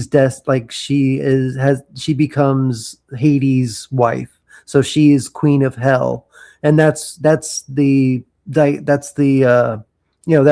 the Merovingian comes in. He plays basically Hades, the keeper of these old programs that were going to be de-resed into the system and come back and stuff like that, which is why he has access to the train man and the vampires and the werewolves from the previous versions of the Matrix and stuff like that. So all I can think of right now is that if Sydney Sweeney eats like 6 or 7 pomegranate seeds, she'll appear inside this apartment because she gets to rule in hell, and we'll get to spend the rest of the time. Sydney, I'm sending you a pomegranate. Please eat it.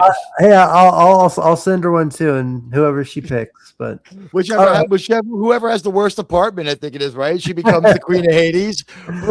I think she has a high chance of appearing here. Yeah, thanks for having me on. This is a blast. Yeah.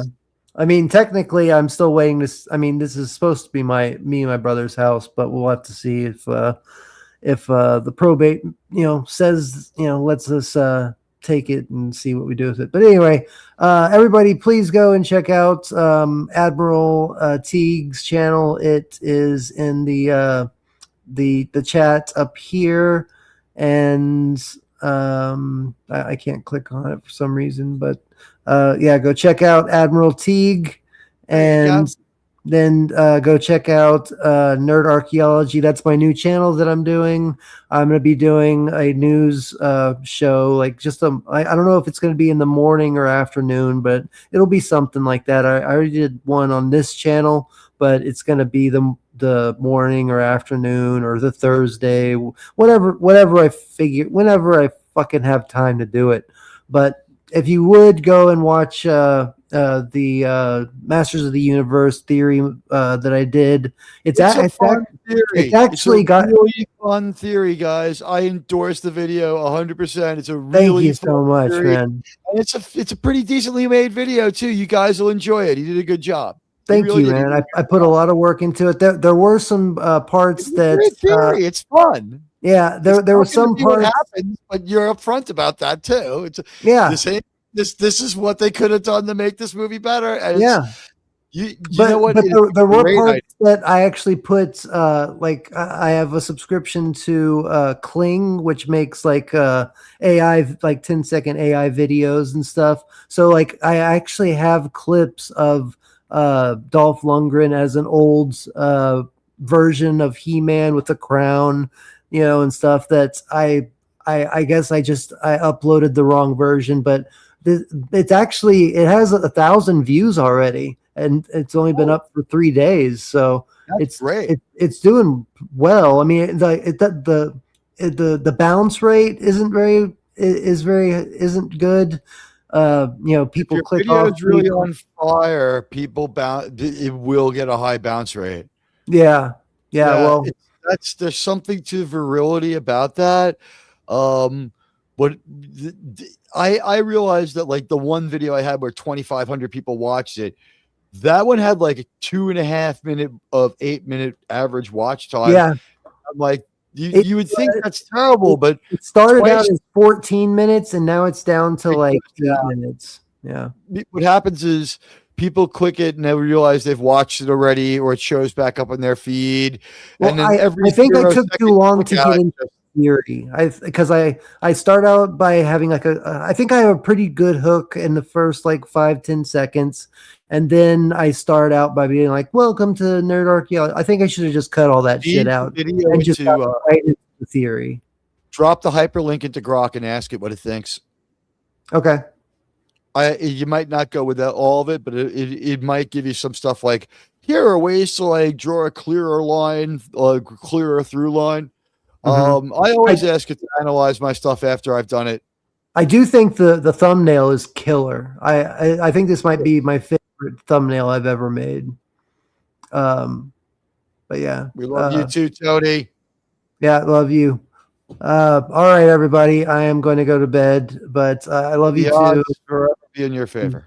Blessed night. God bless you all. Thank you for being here tonight. I hope you had a good time watching my favorite Indiana Jones movie. And thank you for being here again. Everybody go check him out. He's awesome. Hopefully we'll have more conversations soon, but everybody have a good night. Love y'all. May the power protect you. Bye.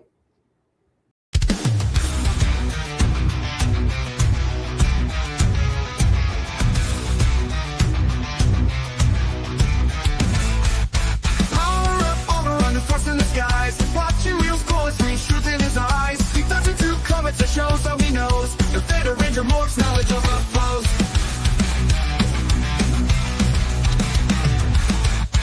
Gadgets gizmos are crystal from the net, analyzing every clue, never breaks a sweat. From animated sci-fi treasures to explore, with Theta stored by his side, he's ready for more. Theta's thunder, power strong, brains and wrong, can't go wrong. If you warrior fights the fight, the Theta Ranger lights the night.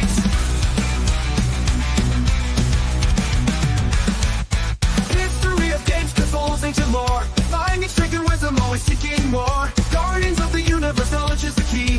Theta Ranger monsters all that keep us all free. Virtual worlds, pixel dreams, and theory streams. Decoding complex thoughts and reveling schemes. Comic panels, pages, web of untold tales. With wisdom and power.